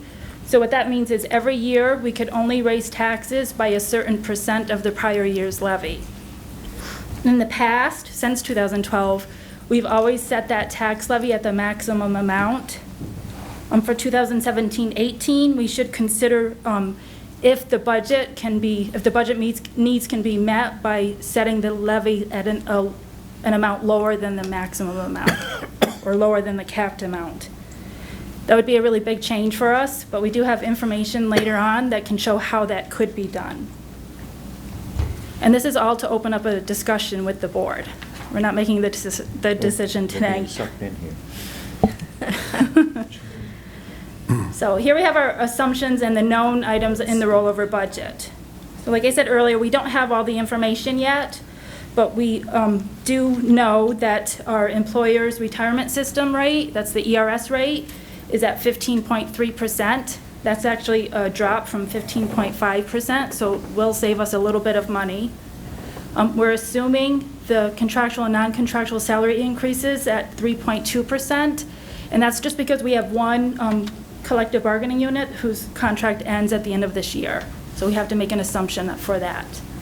The health insurance rate is predicted to rise at least 15%. I thought it was being really aggressive when I calculated that at 15, and I was just recently told that it'll probably be over that amount. Oops. Yeah, I won't know until mid-March. And then the teacher's retirement system actually dropped from 11.72% to 10.5%. Based on what that was done in the last week. So I mentioned earlier that we should consider setting the tax levy before or below the tax levy limit. The tax cap calculation isn't completed yet because we don't have the information, but my early calculation set it at 1.97%. However, as you can see here, we could support the rollover budget, which is a budget-to-budget increase of 1.3%. with no increase in the tax levy. The next slide shows how this can be accomplished. So here's where I want to spend a lot of time, so I hope people ask questions if they have it now. I'm going to go through this in detail because it's really important to just talk about where we should be changing the way that we budget. So last year, we started the process of budgeting more accurately. We wanted to base our budgets on actual expectations, not just on the prior year budgets. In order to continue that work, there's some other items we have to consider now. That's mainly the tax levy and the fund balance appropriations. Those are both revenue components. You can see them at the bottom of the screen. And we also have to consider the total overall budget. So the rollover budget is $91.6 million. It's also important to remember that budgeted revenues must match the budgeted expenditures. So in the past, we would set the tax levy at the capped amount or the maximum amount that we could. We would also appropriate fund balance at a level that allowed us to keep unassigned fund balance at or near the 4% threshold. So when fund balance is appropriated, that money is taken from unassigned. So as appropriations go up, the unassigned fund balance goes down. So in the past, we would set that fund balance appropriation at a level to get an amount that would get our unassigned fund balance at a desirable level. And that's something that I want to change now. Okay. So in the past, after setting the tax levy at the capped amount and setting the fund balance appropriation at the desired level, we would then look at the or at the expenditure budget and actually bring it up to match the revenues. So in effect, we've been over budgeting every year since the tax cap. Our desired approach is to build the expenditures budget based on specific need and then develop the revenue budget to match that. So before I go to the next slide, does anybody want to ask any questions so far?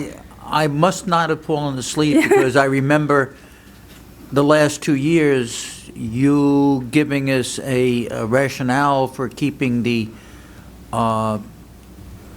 tax increase close to Yeah. the tax cap. Otherwise, there were penalties that could be paid the next year that would create issues for us. So I know last year our tax cap amount was 0.22%. Oh, I So- remember that yeah. number. It was So just a if- little smaller than Yeah. what I get for an increase in my Social Security payments, so 0.3%. So that was effectively zero, so we chose to keep it at that level. The year before, I didn't work on that budget. I don't remember the reasoning for keeping the tax levy where it was, but I know it was higher then. Yes. I think it was 1.7% that year. But I thought we went through some scenario that showed that if you did something less than the tax cap, the following year, your starting point would put you in a position where you didn't have as much wiggle room. Yeah, every budget, every tax levy is subject to, is limited to a certain percentage of the prior year's tax levy. Yeah, we couldn't take credit for what we saved last year. So, right, so last year, we were at the maximum amount. That 0.22% was the highest we could go. So if we found ourselves in a situation again, we would only be able to raise taxes about $130,000 in 1 year. Right. So that is something that we have to consider, because if we set the tax levy at an amount that's lower than the capped amount, we will be confined or, constrained in the year following. Well, and every year following. And every year after Right. that, Because as long as the tax cap exists. It's lowering your base, essentially is Yes. what you're doing. Yes. Yeah, and I'm not going one way or the other, but we've heard tonight about projects where we need funds for that we were not anticipating. And I'm not looking, Yeah. I don't want to raise taxes any more than we absolutely have to, but at the same time, I want to make sure that we've got the funds necessary to be able to do those things that keep coming up. We've got aging buildings, aging facilities, great programs, but we've got to make sure that we fund them, because if we don't, we're going to end up with more issues, and whether it's buying more computers or buying well pumps. I agree. I've We gotta do it. always said that we didn't make up the system, they forced it on us, but we should play within that system. And it makes no sense to me to do a zero if we're legally able to get 1.26 or plus, well, I think the if calculations, whatever may be higher. Yeah. So, If we do want to stay at the capped amount, one thing I would suggest is that we only appropriate what we actually need to appropriate to the next year. that would be Because fine. our budget practice was to actually inflate the expenditure budget to justify why we had a fund Right. balance appropriation of that amount. Yeah. But I mean, That- Doug and I have been around long enough that when Too long. one of the issues we had to deal with on a yearly basis for a while was bus replacements, where we went up and down and round and round, this year this much, next year that much. And as we stood back and looked at it, and George Treadwell was a driving force and several other people, of spreading it out, going through and characterizing the entire fleet, not just looking at the situation we were in this year with, we had the buses we had to replace. And we provided, that's a no-brainer anymore. Everybody in the world understands it and said, God bless you for that. You lay it out, you replace the buses, you keep them all in a working condition, and we don't have any enormous expenses at any one year, and we take advantage of the state offerings of the buses and costs. So it's been a level driving force year after year after year, and everybody has been so thankful of that, because Yeah. it doesn't create any agita for 1 year and say, what do you mean you got 28 buses this year? Yeah. We don't So- have to do that anymore. Yeah, if we do that, we will, if we stay at the capped, we will be over the 4% and for a few years. Yeah. Yeah, so, But my biggest concern yep, is health and retirement. yeah, Two things. Yeah. They could go up. They're arbitrary. And basically, the comptroller says, we need X amount this year. You know, I've decided through smoke and mirrors that it needs to be 23%. We could get hit, and back 10 years ago, we actually did. And it was at that point where they offered all the districts a flat amount for a 10-year period, which turned out to be, whoever took it was a really bad deal. But that could happen again. Yeah. That's why Yeah. I'm saying, you know, there's stuff we don't know, and if we're, and quite frankly, a 1% raise is not going to kill taxpayers. You know, that's right. You can vote for me in May, but, you know, it's like, we got a rigged system here, and we got to do the best we can. But I also think that we should be looking, I mean, I'm a facilities guy, no doubt about it, I'm going to argue for that, but you could give me 10 minutes and I could show you a great place, you know, any number of places that we could be improving our maintenance or I mean, we do a good job of what we do, but we put more resources toward maintaining what we have will help to defray capital projects in the future. You know, $1's worth of maintenance today will turn tenfold in the future, so. yeah, exactly. Yeah. And I think it makes a lot more sense to consider it now, because until now, we've been dealing with an infrastructure that was so old. Yeah. We were faced with not repairing it or you know, keeping it working. We've been forced to a position where we had to replace it. Now, the reason we're in that position now is because we failed to maintain it for the 20 years leading up to that. And I think now we've gotten the opportunity, now that we are upgrading the systems, that we need to work on a plan that's going to maintain that system at its functionality level now at a reasonable cost, rather than being faced with going through the same agita and same pains down the line of having to replace it all again. So I think, so what I'm hearing then, so really the key is to actually know where the funds are. Yeah. Right, because last year and this year, we came and we asked for additional money from fund balance for the DRIP projects. Now, if we know where the money is ahead of time, that those things might be items that we can take care of in the regular budget process. Define DRIP for those that are not familiar with it. So that's the District Renovation and Improvement Plan. I had to look at Elliot for confirmation, yes. Does he have it across his forehead? This is the repairs and stuff that we can do to our systems that are not going to come out of a capital expense or a capital program. It's actually budgeted in from a year-to-year basis, looking at it, using our own people, which is obviously a lot cheaper than going out and hiring contractors where we don't have to. And we've done a lot of work, you know, over the last 4 years of using our own personnel during the summer to do major repairs. I mean, the entire drainage system for this building used to be a problem because the water would run down off the hill and flood out the parking lots and stuff like that. We used our own people 1 year to put in new dry wells and stuff like that. They did a heck of a job, and the amount of money that was saved was amazing.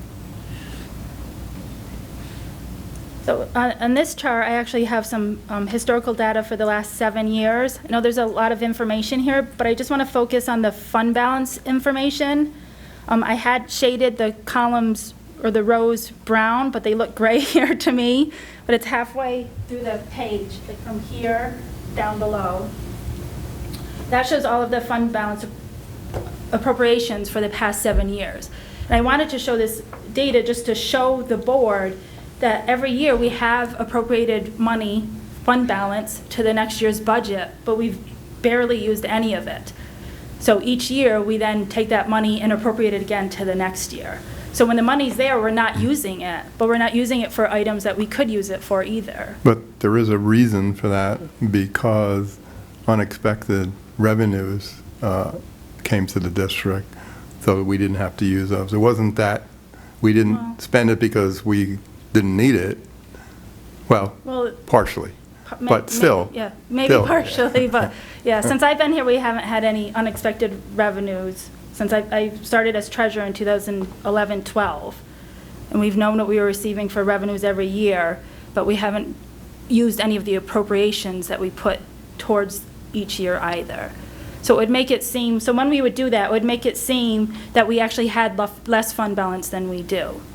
So we would appropriate money, for example, like right in 2012-13, we appropriated $6 million from the year before.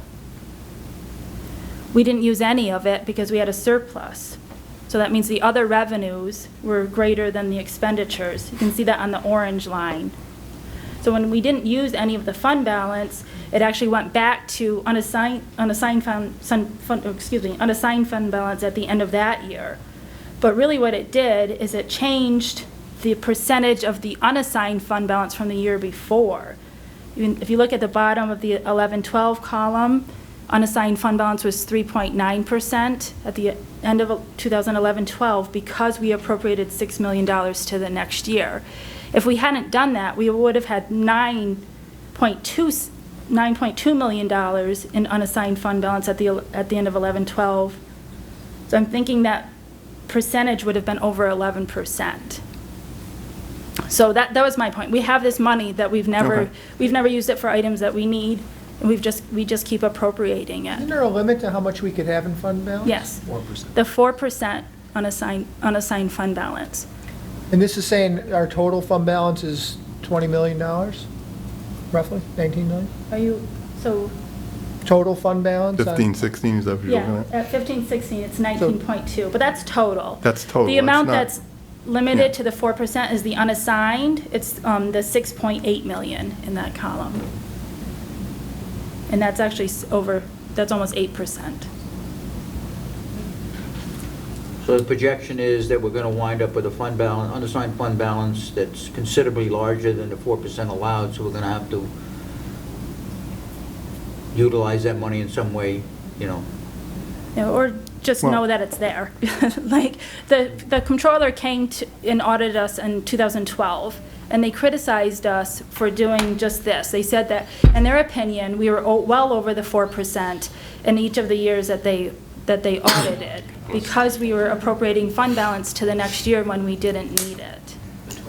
They said that, Yeah, but we can do a well project. right. We can Right. build a bridge But the way that for North we're Park. budgeting, we can't do it. That's Right. my That- point is, the way we're that's- budgeting, we can't do that because we're saying we need it in the next year's budget for the items we did budget for. Right.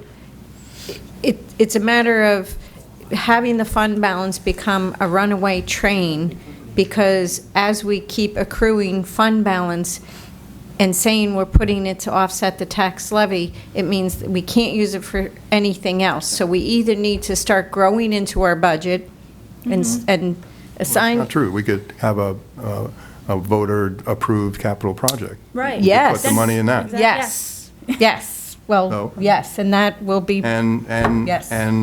we could come close. remember that for the next presentation. Well, no, Yeah, we could, yeah. if we do, and if we see the next charts coming up, Yeah. we could pay for a science wing, or most of it, for instance, See, we were paying attention at that. by putting it in seminar a we capital took. fund. Yes, yes. So, I mean, it's not a bad thing that we have this money. Right. I'm just Oh, saying. it's not bad at all. No, no. If you look at But the we chart. either need yeah. to start to assign it to a purpose. That's, Right. I'm good Right. with that. Or just, if we just acknowledge that it's there, in a way where, when we appropriate it, we can't, like Greer said, we can't use it. So even though we have it, we're not using it at all. So Yeah. we either, But we can, but we Right. can. if we get voter approval. Yes. Yes. So it isn't, the way that we budgeted it actually saved us during the budget crisis. If you look Yeah. at the screen in 10-11 and 11-12, Right. there was Yeah. a deficit each year. Right. That was when the state took back some of our state aid to help meet their own Right. budget gap. And if it wasn't for the fund balance that we had on hand, we would have had to make a lot bigger cuts than we actually did. They were much quieter more about cuts our than we needed. over budgets then than they are when there is a surplus and they don't need it. Right. They had a budget gap and they told us we had to help close it. That's No, what. their Dan, back out. actually, that was their argument. You have money, so that's why we're not giving it yet. We're giving it to you and we're taking it away. Here it is, we budgeted for you, and oh, by the way, we've got a gap, so we're gonna hang on to it and not give it to you. Which meant that they gave it to us All right. anyway, in a Let's different form. Well, you know, I also want to say that, that Linda very intentionally put this dialogue on the table, and I think we're having exactly the conversation at the right moment in time, because this is the first budget presentation, and we've got tough choices to make, and the good news is we have a lot of options, but I just want to say, by putting all of this out there and collecting all this information, it gives everybody the bigger picture, so that when we get to really thinking about what we want to do with our budget, we're working from a point of knowledge and history, and knowing the implications, so. So I did prepare an example of the fund balance appropriation. This is information that comes directly from the table I just showed. But here you can see in 2015-16, we had a budget of $88.5 million. Included in that was an appropriation of $3.2 million, but we had a surplus that year. Our surplus was $3,034,000. So we didn't need to use, and we didn't use any of that appropriation. So if we hadn't appropriated anything to that year, that's in the last column, our overall budget would have been $3.2 million less, and our unassigned fund balance would have been $3.2 million more, and we would have been over the 4%. But the tax levy is the same. So in this situation, we wouldn't have changed the tax levy, but we just would have changed how we appropriated the fund balance, or how we categorized the fund balance. I did do two budget projection scenarios. I actually used a template that was created by the New York State Comptroller's Office to project the budget out until 2020-21. In this first scenario, I assumed we would have a 0% increase in 2017-18, and then a 2% increase every year after that. But of course, that would be subject to the tax cap. If the tax cap's not at 2% in those future years, that number would be lower. But in this situation, we could set a levy with no increase in 17-18 and still be over the 4% unassigned fund balance until 2019-20. I have one more scenario. This one is assuming we have a tax levy increase of 1.97%. Earlier I said in my first projection for the tax cap, it came out at 1.97%. And here, I looked at the budget projected through 2020-21, but we were still well over the 4% in that year. So I actually brought the projection out further to find out where it would dip below the 4%, and that was in the 2024-25 school year. So this is the main reason why I brought it. I wanted to talk about the tax levy and the fund balance appropriations here. And I want the board just to be aware of what could happen if we don't change how we budget. Are there any other questions or comments? Do you really want any more? Yes, Well, I do. This will give me some direction. You want direction. I guess Yeah. I would, Oh, I do, I'm sorry, I do want to say one other thing. I assumed that that we would have another $2 million capital reserve. So that's included in the 2016-17 information. could you do another one at Yeah. 1.26? Yes. Since we spoke about this Yeah, earlier. that's the change in the CPI. Yeah. Is the 1.26. So for next time, I'll bring that scenario too. I would be more comfortable with that, in that at least we're going by what they think is a reasonable number. So, As long as we can indicate we don't necessarily agree with what they think. well, no, if the CPI is what it is, I mean, they can't, they didn't make it up. Although, who knows, I don't know, I'm not sure Yeah, how that comes. I'm not necessarily agree with you, Doug, because I think they chose some of the components to keep it at what they wanted, rather than, I mean, I look at what my expenses have gone up over the last year, and I don't spend unnecessary money, and I know darn well my expenses have gone up more than 0.33%. I have a question about, and I get a little confused about the appropriated and the unappropriated fund balance things. So I'm not really sure where it falls in. We talked about being able to assign a capital project fund, with some of this excess money. But the other thing that Perry had mentioned, and what's kind of on my mind too, and you mentioned it, are the DRIP projects.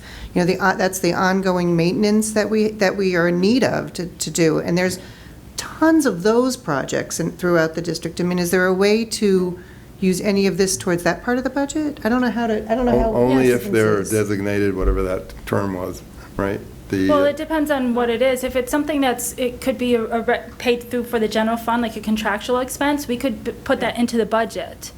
And that's a better place than saying we're appropriating fund balance, in my opinion. Right, Because we then we could actually have a we could plan for increase- it. We could increase other Right. lines on the budget? Yeah, we increased the line item for maintenance and repairs, or contractual, whatever, you know, Right. depending on where you're going to pay it from. And it's purely just that. It's just it's an increased operating expense for that Right. particular year. Yes. And it's just about just shifting that money around Yeah, you're because just, we can do that. And if- that fund balance is being used to increase the receipts, essentially, side of the revenue side of the budget.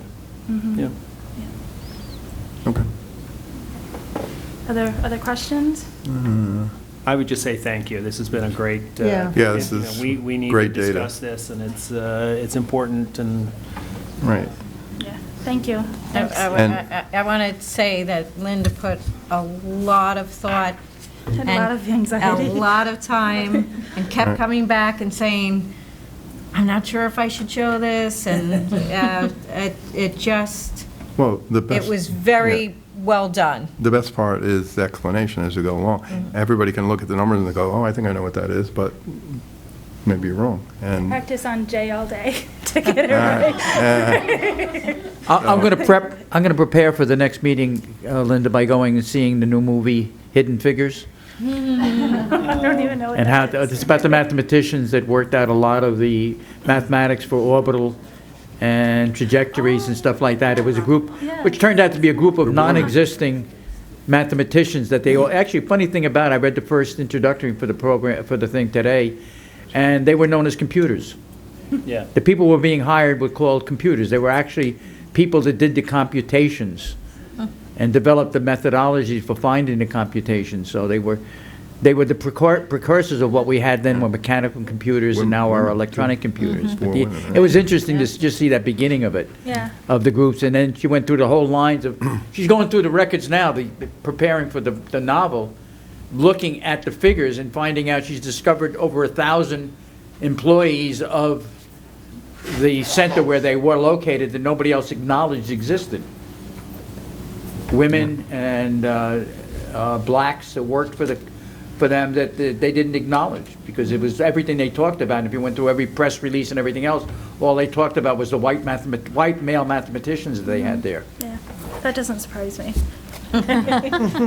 Thank you, Linda. Sure. Do you want to go through the last slide? Oh, yeah, well, so, this is just the calendar of the board meeting dates between now and the actual budget vote. We will have, yeah, we will have a budget update at every meeting. Okay. What I really want to point out is the, excuse me, on April 6th, that's when we'll ask the board to actually adopt a budget, and the budget hearing would be on May 4th. I know that this year we didn't have a calendar in the board docs, so I just wanted to make sure that people can see this. I know Okay. that there will be an update at every board meeting. Okay, Thank you, Linda. So we got 2.5 months to do all that. Phew. That's amazing. Okay. Make him fill out a ticket. Yeah. Gonna have to update that replacement schedule. Still good, we're still good. Okay, for you hardy souls that have remained here, may I have a motion to enter public participation, please? So moved. Second? Any discussion on that? All in favor? If anybody would like to address the board, please step to the seat.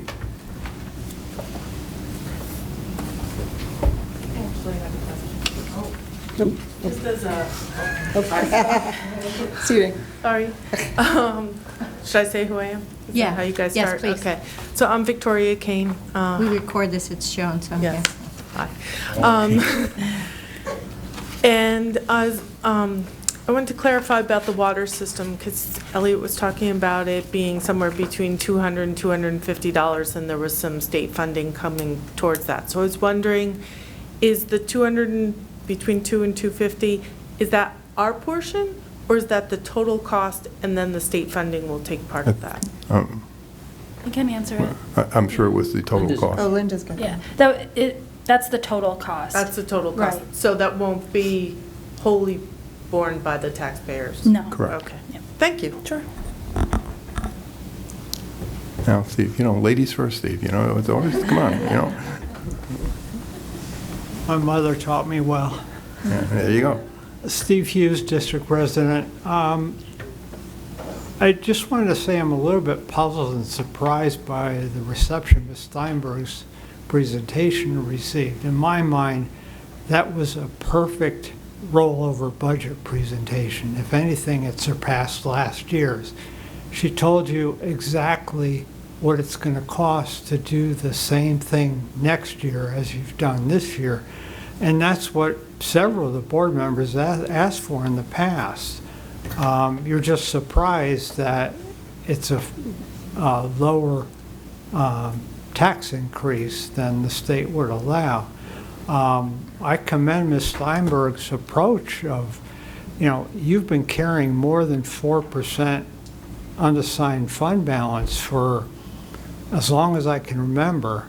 And what she's proposing is get it out of the unassigned and put it someplace where you know it's going to be used for. Not only is that a better operating procedure, it's better for the public because they know what you're going to do. It's not like, oh, we've got this emergency, let's take some money out of the fund balance. We've got this thing we want to do, let's take some money out of the fund balance. Tell the public what you want to do by budgeting for it. So thank you for your presentation. Thank you. Thanks, Steve. Would anybody else like to address the board? Okay, may I have a motion to exit public participation, please? So moved. Second. Any discussion on that? All in favor?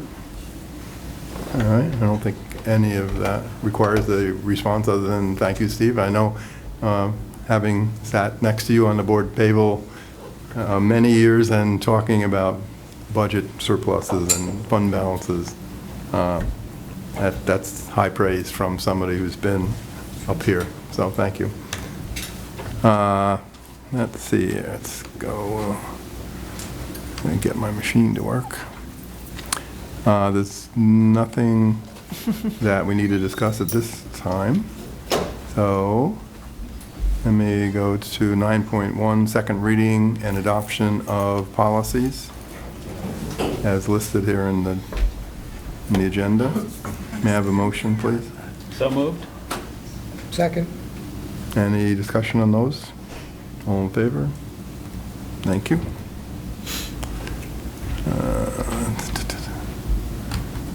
May I have a motion for 10.1, the consent agenda, please? So moved. Second. Any discussion on those? I would just like to point out something on the personnel agenda. Go right ahead. And tonight, the board is voting on granting Rick Work tenure in the Oh, right. area of Director of Technology. So we'll wait and see how the vote goes, huh? Always a nail biter. Did you want to you wanted to table that part? Yeah. That one, all right. No, this is something we approve. All in favor? Thank you. Congratulations, Rick.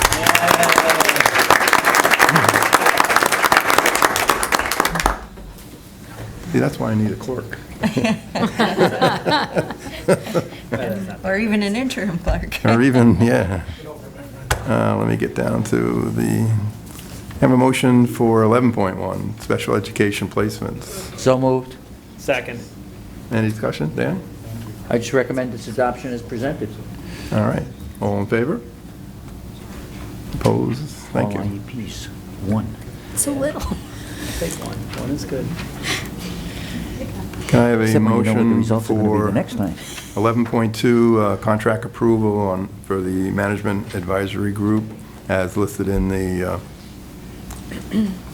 agenda? Let me just look down. So moved. Right, okay. Do we had a motion and a second? Second. Okay. Any discussion on that? You have a question? Yeah. No. Perry, you always ask questions on. Well, yeah, I would just like to hear a little bit about who this company is. I went on their website, and how do we know them? How did we come upon them as being the right group to be doing this? Okay. So Management Advisory Group is a group that consults with school districts. A lot of their employees used to work for school districts and business offices and other areas. Rebecca actually looked into finding a group to help with the HR module. She did first go to BOCES, to the Mid-Hudson RIC, because we buy the software through them, but they couldn't give us the support that we needed, so she actually reached out to some of her colleagues, and they all recommended MAGS, or Management Advisory Group. And the software that they're helping us with is the It's the Envision, It's Envision. It's the accounting software that also has the HR information in it. which everybody hates. We love it. Everybody's challenged with it. Yes. Yeah. Yeah. We were the Okay. first school to use it, so we're more used to it, I think. Okay. but- Okay. All in favor? Opposed? Thank you. And I have a motion for the 11.3 cross-contract for BOCES services as listed in the agenda. Actually, I had a question. Yeah. About Well, it. we have a motion first. Oh, okay. Have a motion and a second. We have a motion So moved. and a second. Second. Thank you. Any discussion? There you go. Yes, please. I was just curious what this covers. You know, I wasn't able to come up with what kind of, I got the impression it was for like shared services or, could you explain it to me a little bit? I can. Oh, you can. Okay. So this is a cross-contract with Eastern Suffolk BOCES. It's so that we can piggyback, basically, on bids that they do. Okay. They have a bid out for furniture. I'm actually reading it here. It's classroom furniture, seating, risers, lockers, and other school equipment. Eric Romanino found, I believe he wants to purchase a scoreboard for the baseball field. And the best price is through the bid that Eastern Suffolk BOCES put out. So so to piggyback on that, we first have to have the agreement with the BOCES. Okay, so it's for a number of Basically, things. to save- Yeah, we can use it save for other money. things. I know in Elliot's office, his assistant actually found something else he wants to purchase through the same bid. Okay. So it's just opening up the option, not at this point, for anything very specific. And then this is, and that's their management fee that we pay BOCES. question. All right, thank you. Any question? All in favor? Oh, opposed? Nobody? Okay. That brings us to 11.4, foundation aid. And this is basically let me get over here. This is a statement basically on our view of how foundation aid has been processed over the years, our displeasure, shall we say. I make a motion to accept it as written. All right, you got a second? Second. All in favor? Is, no, Or any discussion? discussion? Yes. please. Discussions, all right, well, I'm just curious you as you brought to- it up, so I figured it was right through. No, I brought it up because I wanted to make sure that Oh, we had an oh, opportunity. okay. Don't All put right. your pencil down. Take notes. You know, I don't dispute it all. I just, what's the cause or what's the impetus for doing this at this time? Basically, that the governor is looking at revamping the foundation aid formula, and how he's looking at it right now may have negative impact on some districts. A lot of what they talk about here is how they're calculating poverty levels. And so it's basically making a statement that if you're going to look at it, you got to really look at it and restructure it. Wasn't it This also the... proposals, I think, will benefit wealthier areas like Westchester and Long Island that spend much more money and have much more wealth than we do upstate out west. Yeah, if I'm not mistaken, the government hasn't disputed the fact that they're using out-of-date wealth figures and stuff like that. They have the information to correctly update the guiding principles of the foundation aid, he just hasn't implemented it. And, my impression is what you're saying, that he doesn't implement it because it's beneficial to certain areas of the state that he seems to want to curry favor with. Right. But it is severely penalizing other districts, starting with our neighbors in Poughkeepsie, who have, their wealth figures are so out of line with, with what the truth is. So they're losing out on lots of aid because the formulas are not updated. And if you You look got a at formula, keep the data you use to drive the formula correct. And if you look at the last therefore on there, it's really stating that, we get rid of them? the local boards aren't, in control. That unfunded mandates are not addressed in the basic aid foundation. So it's basically just making a statement. Is this a resolution that came through from one of Lower the- Hudson Council, so Okay. it's being shared throughout pretty much Putnam, Rockland, Westchester, Dutchess, and then other counties are joining in too, so. So eventually that resolution is going to be presented to the governor as a representative of the feelings of a large Right. number of Yes. school districts. Yeah, Yeah. and then the polls go out and say how many people adopted this resolution. Right. Okay. All in favor? Opposed? Thank you. Wow. So soon we get back to, may I have a motion to enter public participation, please? So moved. Second. Any discussion on that? All in favor? Anybody want to follow up? Steve? No? Okay, may I have a motion to exit public participation? I thought it was your please? first opportunity to disagree with yourself, Steve. Any We agreed discussion with on you, you that? should have disagreed again.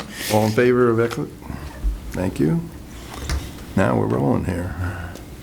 There are no other matters deemed necessary by the board.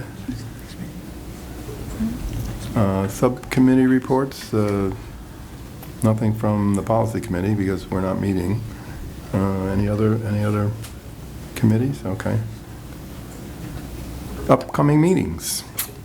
Let me just get this up. February 9th is the board meeting here at the district office. No, I don't Oop. think so. Oh, Is that Haviland Middle School?